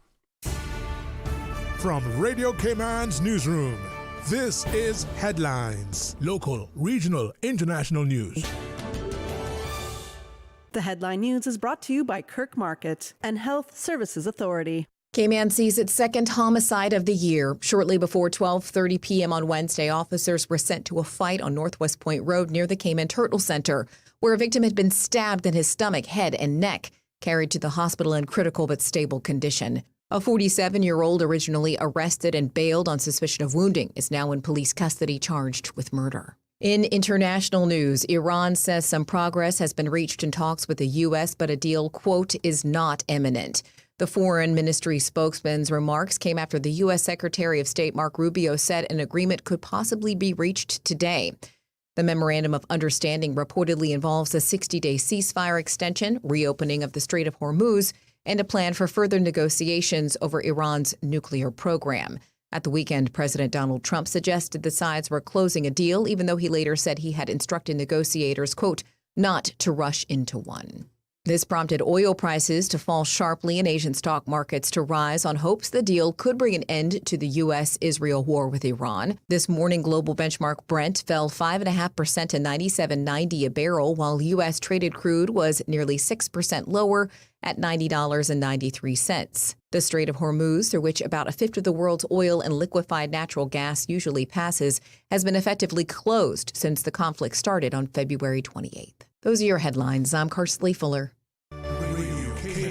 More news available at www.radiocayman.gov.ky. Check out our social media pages: Facebook, YouTube, X, formerly Twitter, Radio Cayman Headline News.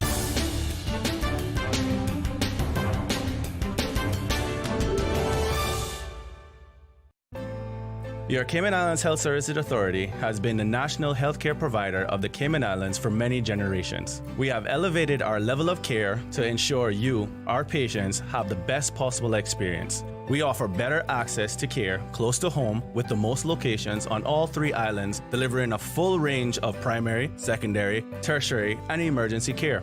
HSA is a JCI accredited organization, and we are committed to caring for you. Looking for fresh, healthy food that's full of flavor? Then you've got to visit Kirk Market. Our dishes are made with fresh, high-quality ingredients. Enjoy vibrant mixed greens or satisfying pasta salads. Or try one of our delicious grill options like blackened chicken, spicy beef steak, or grilled salmon. Looking for something light and flavorful? We've got sushi rolls and poke bowls prepared daily. And don't forget to explore a hot bar or Billy Fresh salad at the salad bar. Stop by Kirk Market today for breakfast, lunch, or dinner and taste the difference. Eat well, live well with Kirk Market.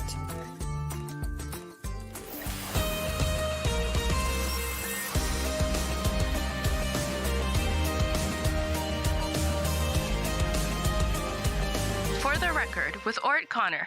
Good morning and welcome back to For the Record. Phone lines are open. If you're calling from a flow number, we have a toll-free service for you. That number, 1-800-534-8255. You can also call us on 949-8037, 949-6990, WhatsApp number 925-3261. So one of our listeners has written in and said, good morning, congratulations. This camp has helped my 3 children, and I hope that their children will attend as well. So we want to thank that listener for those comments as well.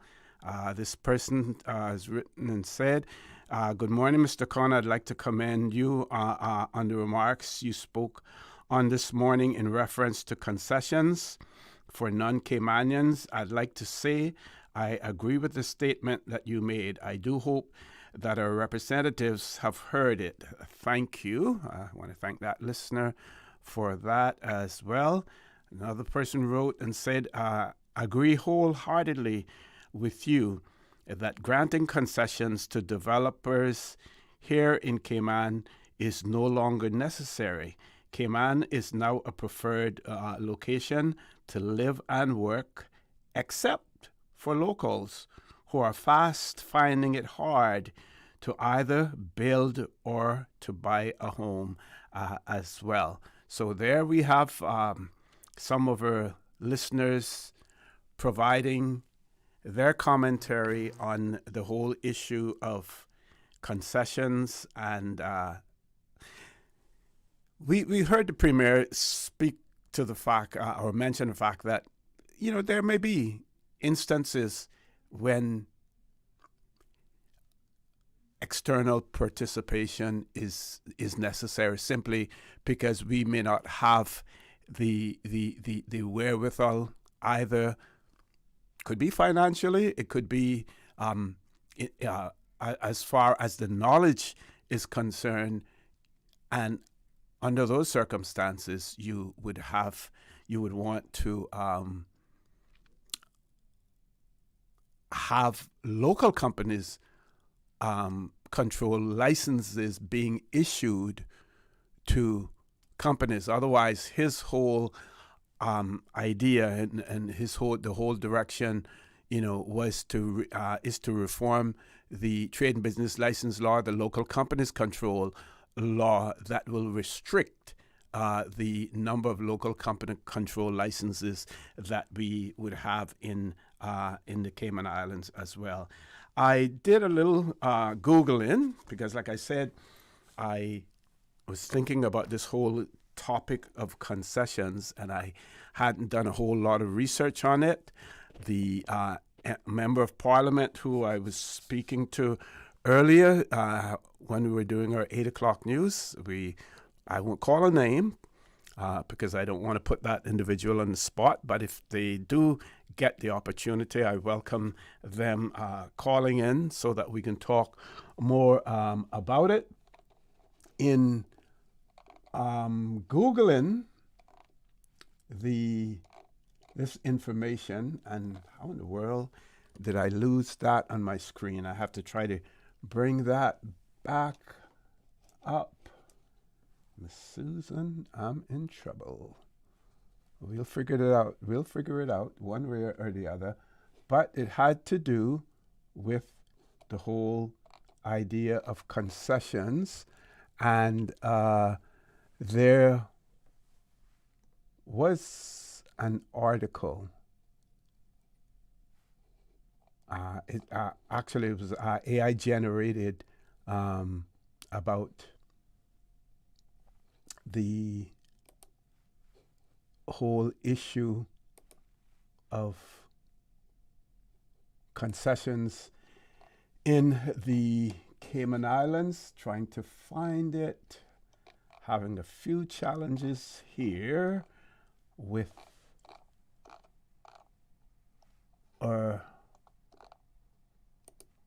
hopefully I will find that. Susan, a little bit of trouble here, but we will cover it as soon as we possibly can. So, meanwhile,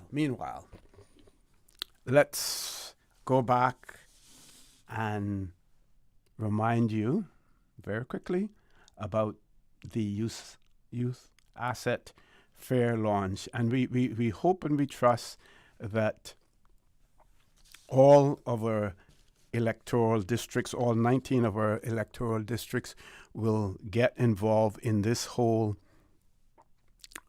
endeavor and send some representatives there.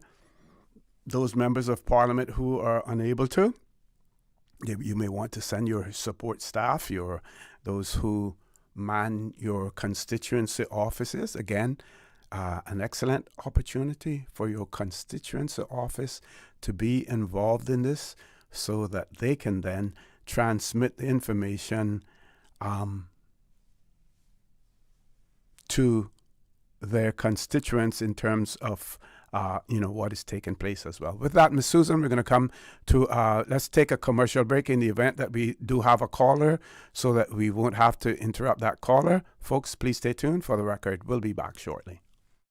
There you go, sir. Thanks for choosing JN Money Transfer. Boy, thanks to JN Money Transfer, I can stay right here in Cayman and pay mama bills back home in Jamaica. Her water, light, phone and other bills never late. Every month I pay everything in one place. Make payments to over 30 companies in Jamaica through JN Money Transfer. Fast, affordable, convenient. Call 1-800-744-1163 for details. Accidents and illnesses can strike without warning. Ouch! When it comes to urgent care, every second counts. At Doctors Hospital, we have a dedicated team of experienced doctors and nursing staff available to you 24 hours a day, 7 days a week. Don't waste time in an overcrowded emergency room when you need urgent care. Whether it's a broken bone, a severe infection, or a sudden illness, trust in Doctors Hospital's unwavering dedication to providing the best immediate care. For complete urgent care when you need it the most, choose Doctors Hospital, located in Georgetown, 16 Middle Road. Babe, not tonight. You keep poking me and I need to be rested for meetings tomorrow. What? I was almost asleep. That's the mattress spring I keep telling you about, not me. We really need to get a new mattress. Tossing and turning, back hurting, can't sleep? It might be time to turn in your old mattress and go to bed with a new one. Browse the huge mattress showroom at Brand Source Home Gallery and pick the perfect mattress today. With mattresses to suit every budget, Brand Source Home Gallery stocks a wide selection of sizes and styles like pillow top and gel memory foam. So stop tossing and turning and sleep better tonight with a new mattress from Brand Source Home Gallery, Dorsey Drive, Industrial Park.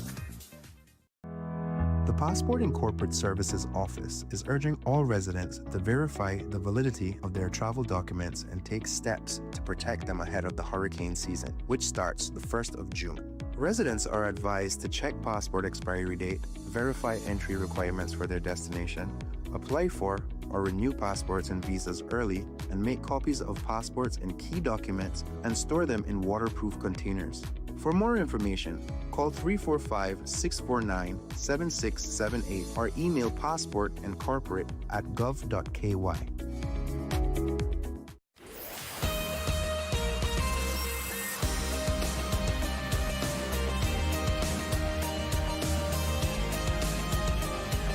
For the Record with Orrett Connor. Good morning and welcome back to For the Record. We do have a caller. Just before we take the caller, this person has written in and said that Dr. Sylvia Wilks has come a long way and I am very proud of her. The sky's the limit. Yes. And again, she has chosen this pathway because of her concerns or her interest in youth development as well. And her career path after leaving immigration has always trended in and led her in that direction as well. Let's grab our caller. Caller, good morning. Welcome to For the Record. Good morning, Mr. Connor. I really don't want to take you off of your topics, but I heard a lady talking to Mr. Gliding on Friday about the mess on the roads with these heavy equipment trucks. Mm-hmm. Now, there is a new development that is right by the roundabout Agriculture Road, and the trucks that are coming out of there are making such a mess on that road. I don't know if these trucks are roadworthy or they're just holding up traffic, and all of the mud, they're demudding the place, and it's making such a mess on the road. That road is not officially open. And I mean, if you even drive there, you will see all of the mess that's on that road. Some time ago, I think they were saying that you had to put a cover on the road, on the trucks or something to keep the mess or something. Is anyone there watching to see what is going on? Maybe they need to put someone there because that road is really busy. And I think the trucks that are coming there are distracting a lot of the drivers, and you have to be very careful when you're coming out from that road. So I would just advise that someone could be there to monitor what is going on, because I don't think even some of those trucks that are coming out of there are roadworthy. Mm-hmm. Do you know whether or not the material that is being trucked, is it water saturated or is it dry and dusty? Well, any idea? I can tell you what I've seen. I think it's both. It is both. Because down in the back there, we know how it is, right? And I mean, the whole road is so messed up. There's rocks on the road. I mean, other traffic is using that road in the afternoons and in the morning. So they need to at least try to do something. Yeah, to mitigate against that. Yeah. And you mentioned the requirement for trucks to have their loads covered as well. Several years ago, I remember when there were so many complaints about it, it was strictly enforced. But unfortunately, what happens in Cayman is that we start something, we do it for a period of time, and then after that, it falls off the radar completely, no longer enforced. We need to ensure that these laws and policies that we initiate, that they're sustainable, that we continue to enforce them. Otherwise, people will say, oh, they're going to, after a while, they're going to drop that. No one is going to be enforcing it. And unfortunately, that is the type of attitude that people are taking, here in Cayman in relation to enforcing. It happens because there's a lot of traffic on that road. And I think someone needs to be there to monitor these trucks or to do something. At least let's try to be careful on the roads because, as I say, it is a busy junction there. Mm-hmm, mm-hmm. Okay, I know that those persons, if they're listening, will be attuned to what you're saying, and I will also try to contact someone who I believe is involved in it to get their take on it as well. Thank you very much, caller, for that. Thank you for listening. Thank you. Bye-bye. So, folks, in 27th of August 2023, Mr. James Whitaker and Miss Reshma Raghunath, I hope I'm pronouncing that right, Raghunath, they wrote an article, joint article, entitled Special Report. Development concessions fueled a building boom. It's time for a rethink. So that was almost 3 years ago. That was on the 7th of August, 2023, that they wrote that article. I'm going to share a part of that with you because it speaks to the whole issue of concessions. So they start off by pointing out that the building boom that has seen more than a dozen 10-story office, condo, and hotel buildings spring up across Grand Cayman over the past few years has been encouraged and incentivized by the policy decision of excessive governments. Many of the developers involved in major projects benefited from privately negotiated concession agreements. Only a handful of those were proactively made public. Folks, that is extremely important, and that speaks to what I was talking about before, whether or not this needs to go through the legislative process. I will again reread that particular paragraph. Many of the developers involved in major projects benefited from privately negotiated concessions agreements.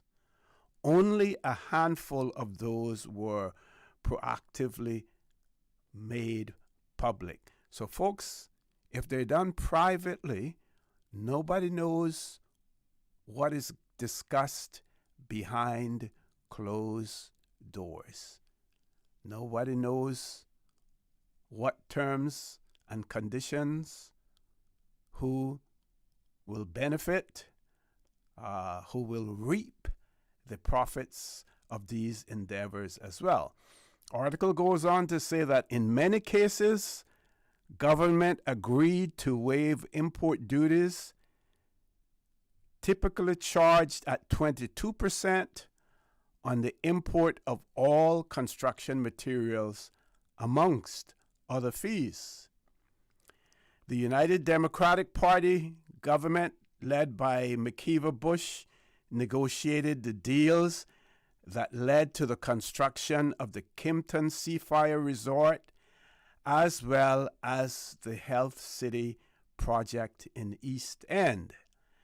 And the Progressives government under Sir Alden McLaughlin continued the policy of incentivizing developers to bring major projects in Cayman in what it has described as a job-creating tool following the global recession. The policy persisted, however, into a second Progressive administration, with COVID-19 also cited as justification for stimulating construction, and appears to have been continued by the current PACT government. Remember now, this article written in 2023, folks. Waivers for the Watermark condos, another luxury 10-story development near Public Beach, were extended last month as construction nears closure on the project, according to brief notes from a recent cabinet meeting. It is understood that other projects, including the 1 GT apartment tower under construction in central Georgetown, are also likely to benefit from concessions, though details have not been made public. Premier Wayne Panton, again, folks, remember, this is 2023, then Premier Wayne Panton did not respond to questions on his government's policy on incentivizing development for this article. The Progressives have defended their own strategy of using duty waivers, in particular saying, and I quote, "It broadly worked to bring Cayman's economy and government finances out of the doldrums." Politicians on all sides and developers themselves say concessions can be a useful tool to stimulate economic activity, create jobs and bring innovative new projects to the islands. I'm going to pause there for a second and go back and read that to you. Politicians on all sides and developers themselves say concessions can be a useful tool to stimulate economic activity. I will add to that and say to stimulate economic activity when the economy needs stimulation. When you have a booming economy, then what is the rationale for granting concessions? People want to know. People need to know.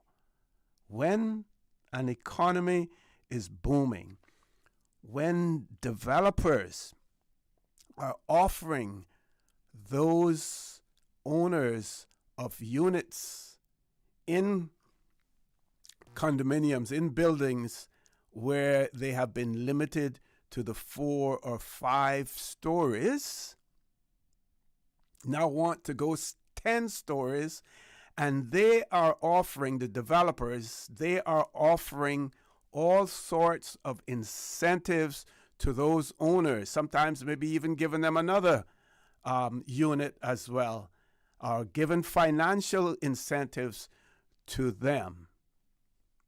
Why do they then need concessions from the government when they themselves are incentivizing the owners and the occupants of those units by making very, very generous, extremely generous offers to them? So that is my question in relation to that part of it.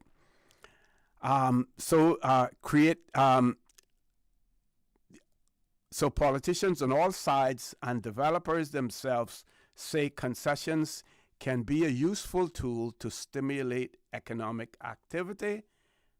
Here's the other one: create jobs. Create jobs for a home. Create jobs for home. Do they mean create more jobs so that government can then benefit from the work permit fees? Yes, we know, and we rely on those work permit fees, as well.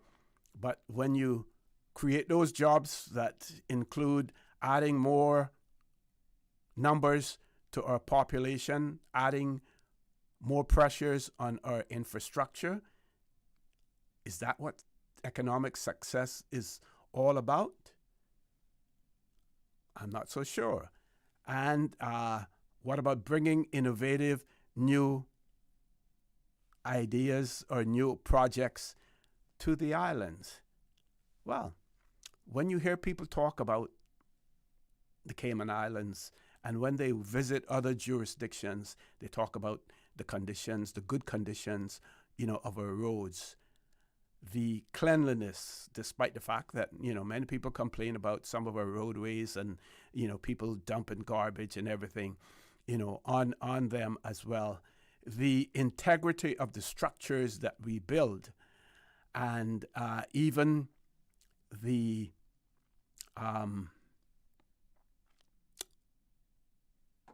I forget the word that is used in terms of the looks of a building.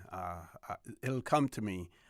But, we get all sorts of plaudits and kudos in relation to the way that we build in the Cayman Islands, despite the fact that there are many people who still believe that we need to retain that old Caymanian style architecture, because we don't see, as much of it as we should be seeing. But we have all of the pluses here in Cayman. We have all of the good points. So again, what sort of innovative new projects are they bringing to the island?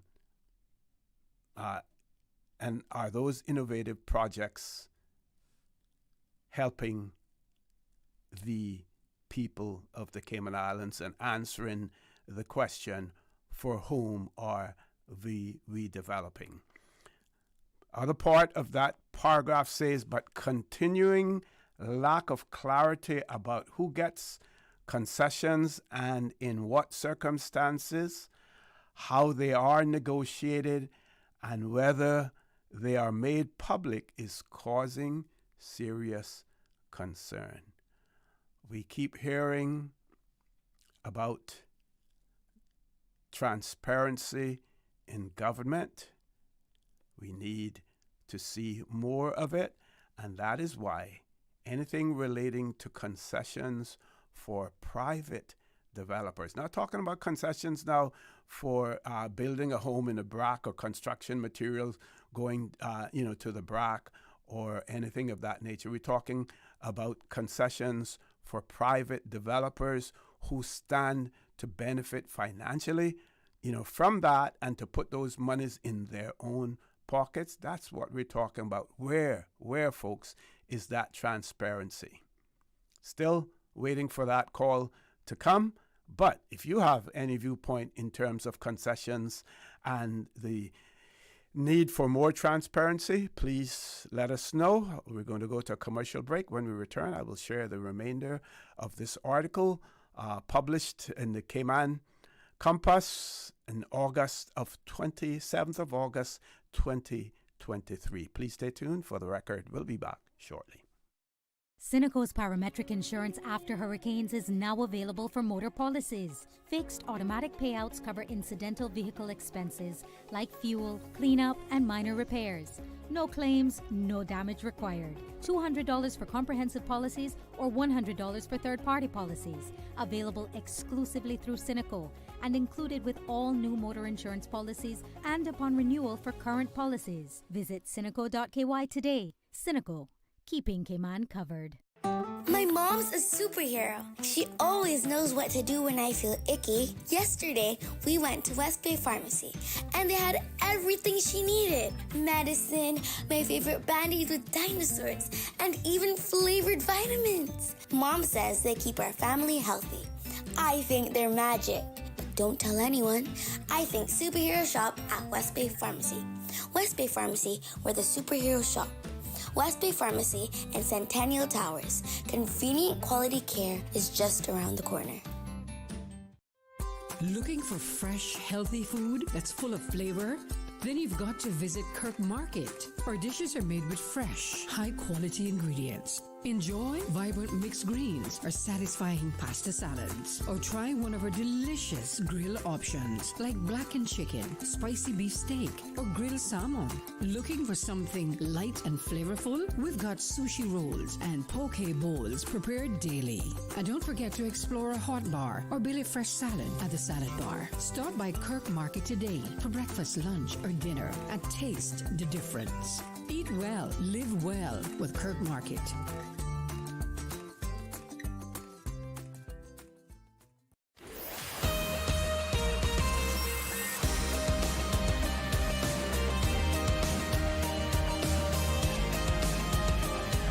For the Record with Orrett Connor. Good morning and welcome back to For the Record. So the word that I was looking for had to do, it's the aesthetics of our buildings.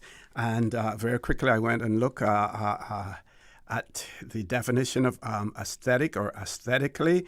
It's an adverb that describes something done in a way that relates to beauty, art, or the appreciation of good looks. It's frequently used to evaluate how pleasing, attractive, or stylish something is to the senses. In this case, we would talk about the sight is one of the senses that we have as well. So, but yes, when we build in the Cayman Islands, we look at the aesthetic of things. Now, there have been some monstrosities that have been built in Cayman by private developers, owners as well, and they do that to their own taste as well. And some people have complained about some of those monstrosities on 7 Mile Beach. Not necessarily hotels either, some private residency as well. But here in Cayman, we try to ensure that whatever we build, that it is aesthetically pleasing. So, going back to the article, do we have a caller, Ms. Susan? Any call? No calls. Okay, so I can continue to read this. So the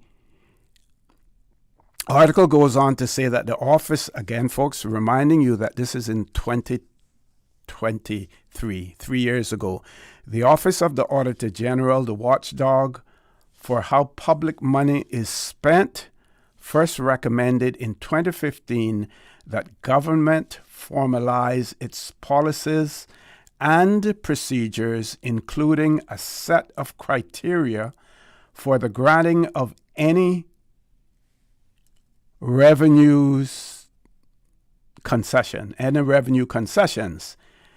Despite the formulation of various policy drafts by the previous government, no such policy was ever finalized, and nothing appears to have been done by the current administration in power since April of 2021 to progress the issue.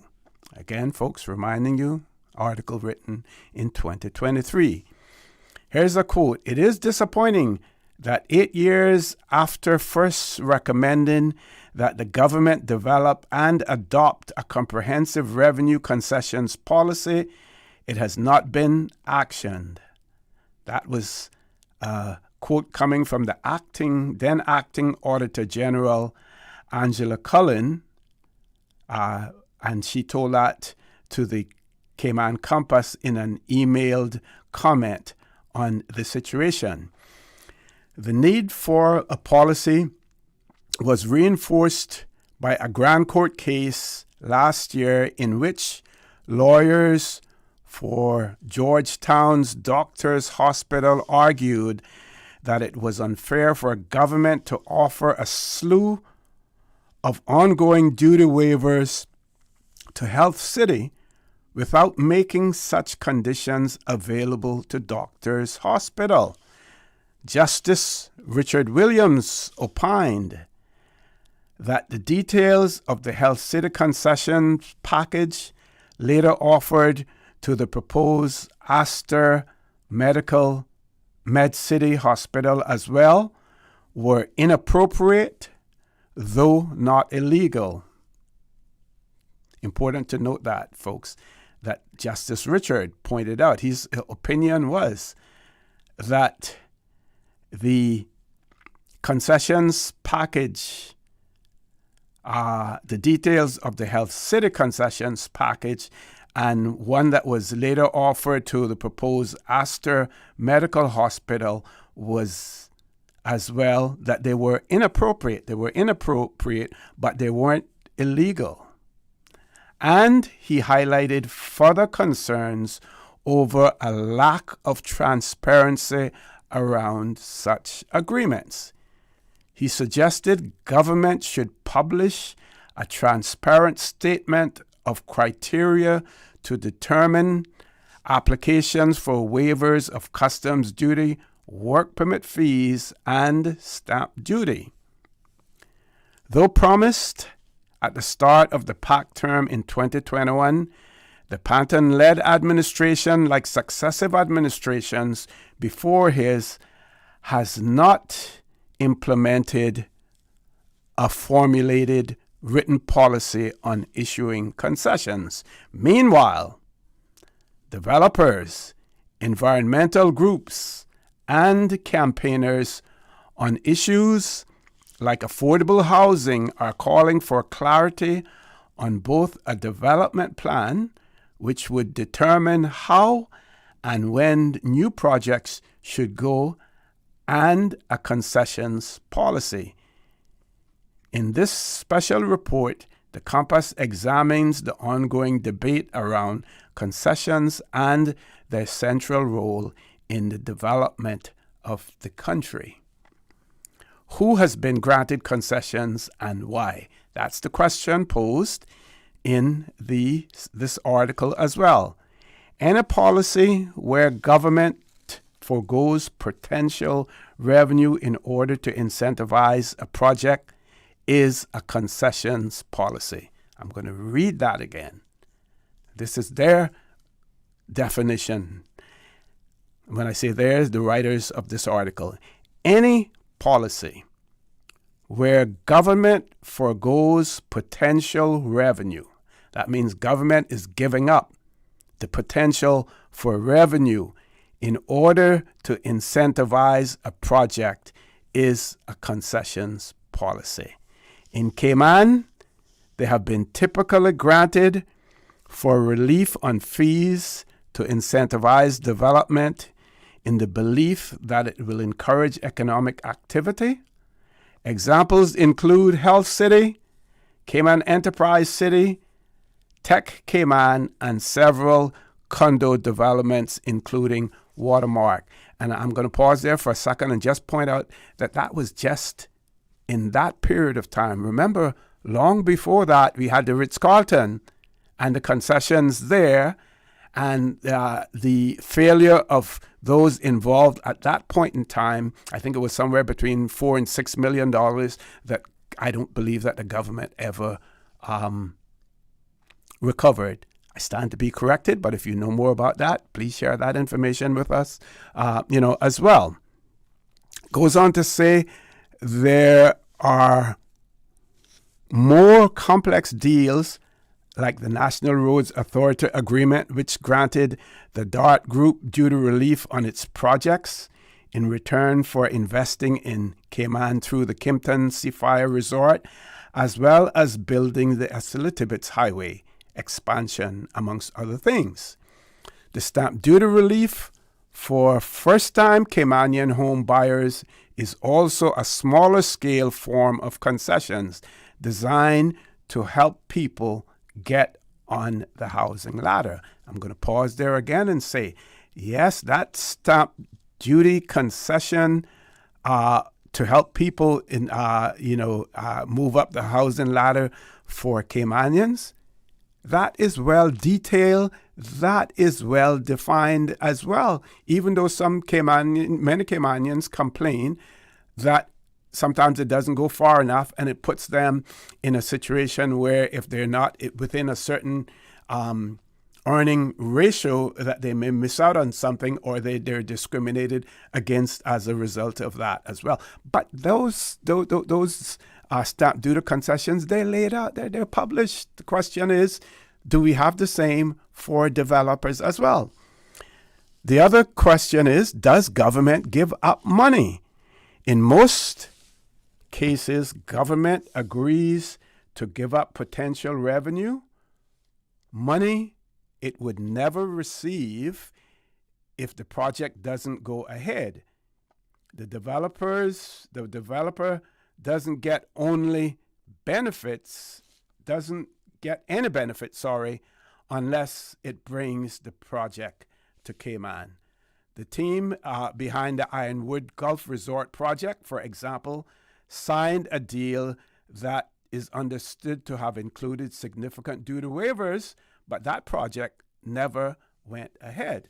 And we know that there was some talk about that, and I think that was one that was being developed in conjunction with the Arnold Palmer Group. And then on the passing of Arnold Palmer, we're not sure where that went or whether or not that impacted the decision on that. The point of concessions is generally considered to be to attract development that the country wants or needs that otherwise would not be cost effective.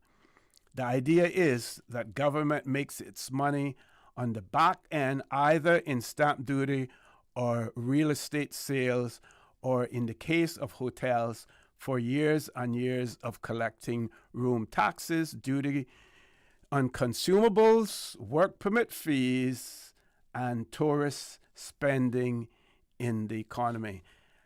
We shouldn't continue to promote this one about work permit fees, because we know what the addition of work permits in the Cayman Islands has done, is doing, and will continue to do if we don't control it as well. Folks, we're going to take a commercial break. There's more to this article. I'm going to share more of it with you.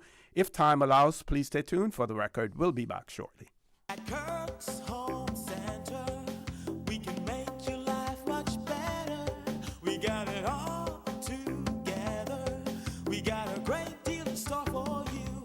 From cookware to stereos, from power tools to plumbing supplies. Yeah, we got the best goods with the best price and a service to make you smile. At Kirk's Home Center, we got a great deal in store for you. She hear clunk and her car stop. I was just about to send her some money, so I send it straight to her JN Money Transfer card. It cost me less, and perhaps she use the card, pay the garage right away. She'll get discount through the JN Rewards program in Jamaica. This card make things easy. You can even get funds at any multi-link ATM. JN Money Transfer Card. Fast, affordable, convenient. Tell your loved ones in Jamaica about it. Sign up is free. Did you know that Doctors Hospital provides urgent care services 24 hours a day, 7 days a week? And Doctors Hospital's urgent care physicians have access to the most advanced MRI and CT imaging in the Caribbean, providing reliable diagnostics when you need it most. When you need quality urgent care for an illness or injury, Doctors Hospital is here for you 24/7. Whether it's a migraine, chest or abdominal pain, shortness of breath, broken bones, or another urgent need, Doctors Hospital at the top of Walker's Road. Urgent care right now. Can you imagine your home completely organized? At Brand Source Custom Closets, we can. We specialize in designing and building custom closets and storage units for any room in your home, including the garage, with tailored designs and custom LED lighting solutions to fit your lifestyle and budget. Our custom closets expert is committed to enhancing the value of your home with a solution that is uniquely yours. Visit our showroom or call 623-6774 to schedule a no-obligation appointment with our design expert. Brand Source Custom Closets, 209 Dorsey Drive, Industrial Park. Looking for a station that plays the music you actually love? Switch now to Breeze 105.3 FM. The best adult contemporary hits of the 70s, 80s, and more. All day, every day. Feel good. Sing along and let the breeze keep you company.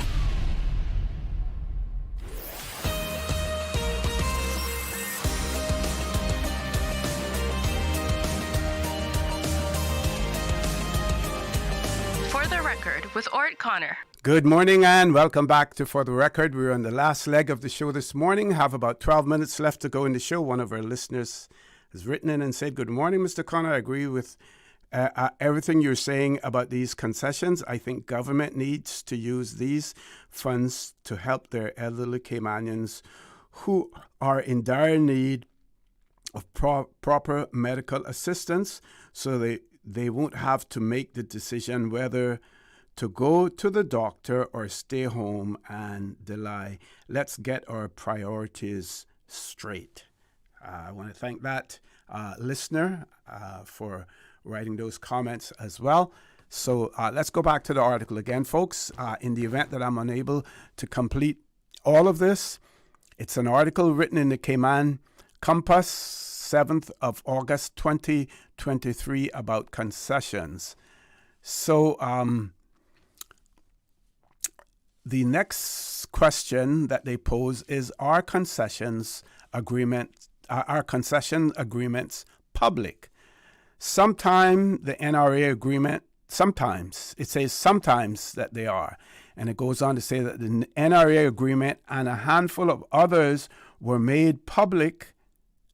The Ironwood deal that never came to fruition was announced at a press conference. For example, some of the deals for condo developers, including Watermark, were revealed following Freedom of Information requests from Cayman News Service.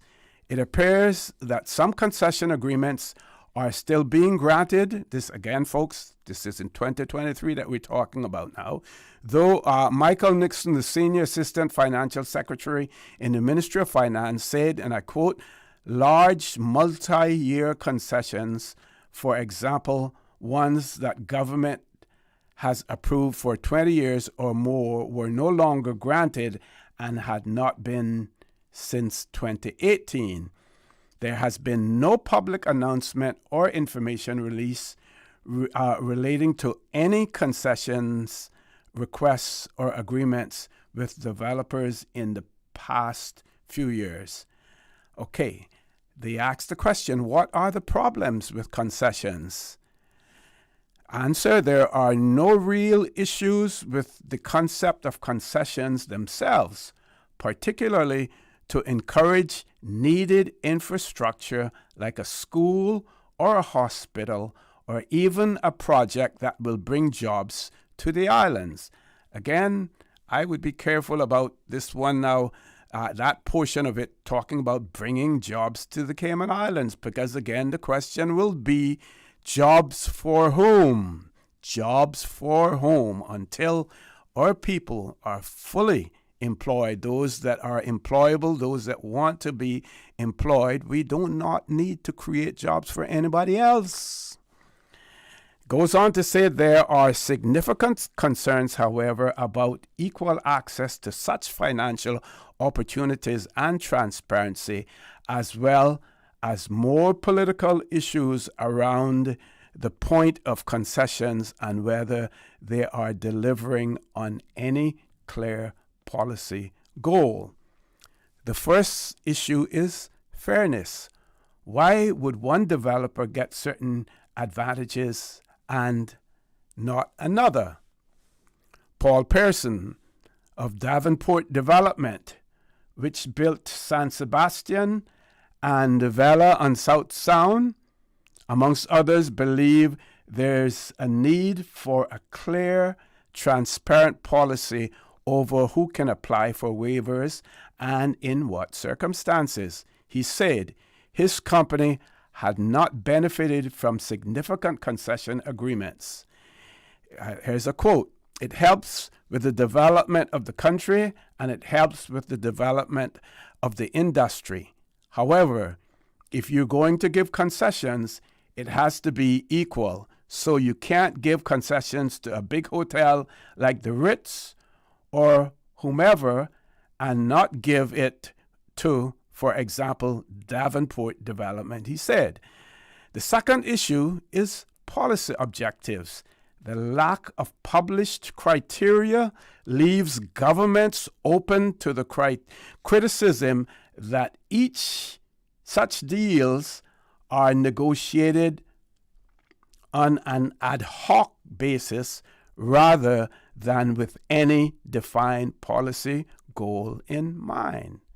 So we can't really have it on an ad hoc basis, depending on who you talked to yesterday, depending on what color door your deal was made. That's not transparency. My words, folks. Going back to the article, there's also the question of follow-up.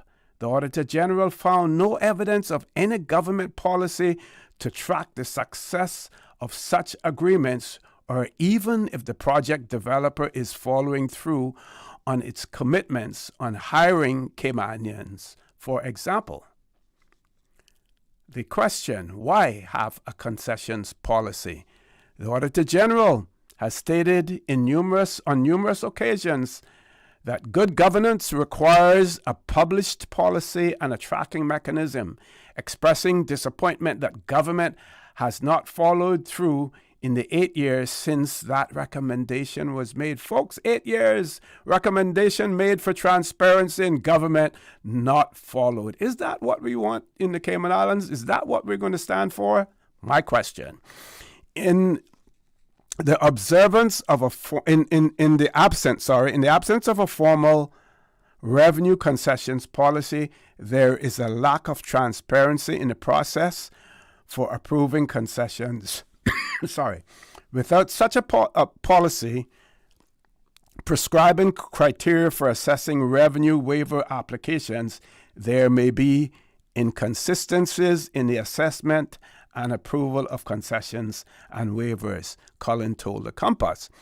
Both the previous and current governments, again talking about 2023, have agreed that a policy is needed, and various drafts have been produced with 2 general elections and the pandemic amongst the reasons given for stalling of those efforts. Folks, the politicians always find an excuse.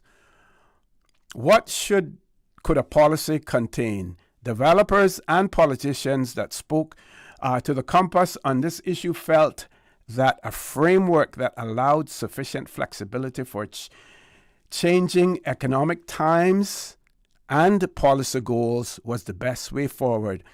While a policy drafted in 2013 might have looked to encourage development of the only kind, of any kind, a 2023 policy might be more tailored towards encouraging lower cost housing. For example, one developer told the Compass this would likely be the best method to bring more affordable projects to Cayman. Everybody is chasing the market, which is not $300,000 homes, the developer said.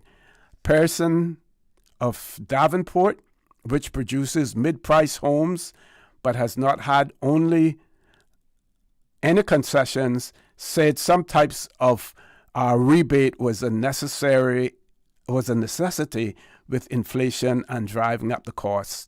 We do have a caller, so we're going to go to that caller. This article still goes on. It talks about what has government said in relation to that. I would love to share that with you. What do the opposition say? What do opponents of the concessions say? My question is, where are we with this policy development? Where are we with concessions? Does the government know what concessions are out there? Are they being tracked as well? All of those rhetorical questions are the questions that I have as well. If you know the answers, please, please, please share them with us. Let's grab our caller. Caller, good morning. Welcome to For the Record. Hi, good morning, O.C. Hey, good morning. How are you?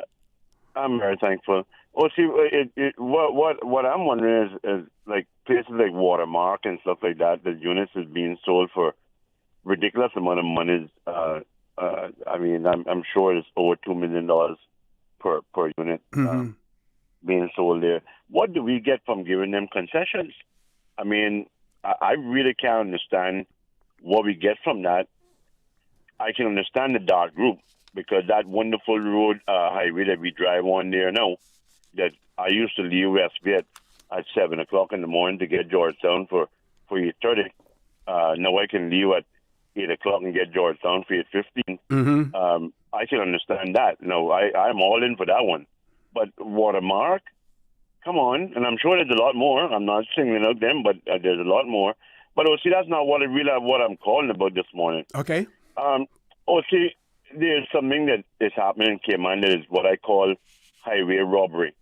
It is highway robbery in the fullest form to employers of foreign domestic workers. Well, I'm only speaking from a domestic point of view because I don't hire nobody else besides a domestic from the Philippines. And you're going to tell me that with all your years' experience at working at the airport, you, at that point of entry, you are not smart enough to detect whether or not a person requires an English examination or not.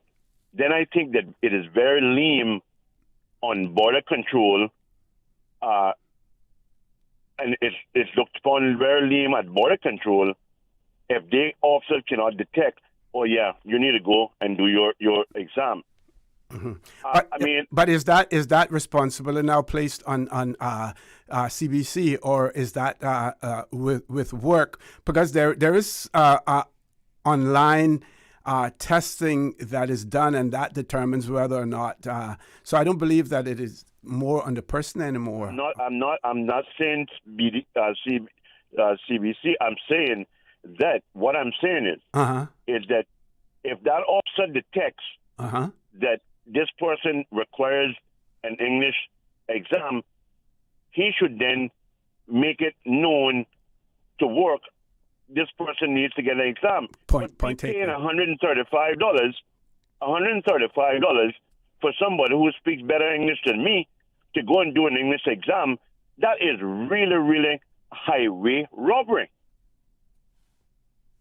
But again, if you're trying to be fair to everyone, how do you not? If the person is coming from a non-English speaking country, how do you do it for some and not for others?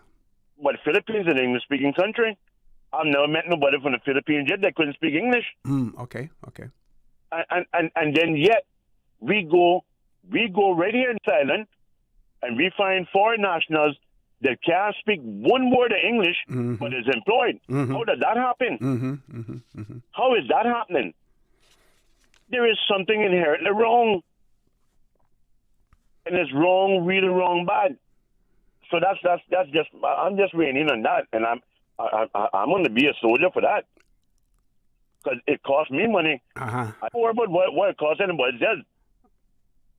But $135 can put fuel in my truck. After that idiot of Donald Trump, with all this food that he's doing, I used to be able to put it in for $7, but now it's cost me $105. So $135 can fill my truck with diesel and still leave me enough to get lunch. Yep.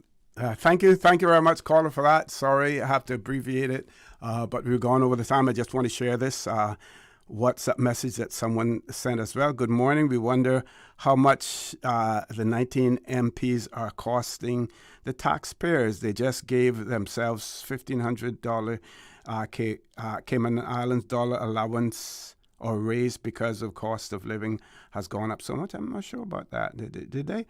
Which they mostly caused, only thinking of themselves with their big wages, allowances, big SUVs, drivers, etc. Folks, compared to many others, some people may think that members of parliament are making a whole lot of money. They have lots of responsibilities, as well. So we really, shouldn't play that down. Of course, anyone who gives themselves a cost of living increase while others are not getting it, no one would agree to that. But I'm not sure whether or not this information is factual. It's something that I would have to check into because I'm not sure that they have been giving themselves a cost of living increase. It doesn't sound right to me. For those of you who are interested, again, the article, I was unable to complete it, but it's an old article, but it still addresses issues that have not been addressed by our legislators since 2023 as well, has not properly been addressed. So if you want to know, special report development concessions fueled a building boom. Is it time for a rethink? Cayman Compass article published on the 7th of August 2023. With that, I want to thank everyone. Thank you for letting us into your homes, into your offices, into your vehicles as you traverse the busy roads of the Cayman Islands. Don't forget, join Mr. Charles Glidden Shallow at 12:15 for Talk Today. And as usual, we ask the good Lord to continue to bless these three beautiful, wonderful Cayman Islands. And don't forget to join Miss Kathy Miller, tomorrow morning on The Buzz as well. Have a great day, folks, and please stay safe. For the Record, proudly brought to you by Brand Source Home Gallery, inspiring luxury. Doctors Hospital, peace of mind is important when life happens. Doctors Hospital, always there for you. Call 949-6066. Kirk Market, experience a world of choice. JN Money, from abroad to Yad, and Cineco.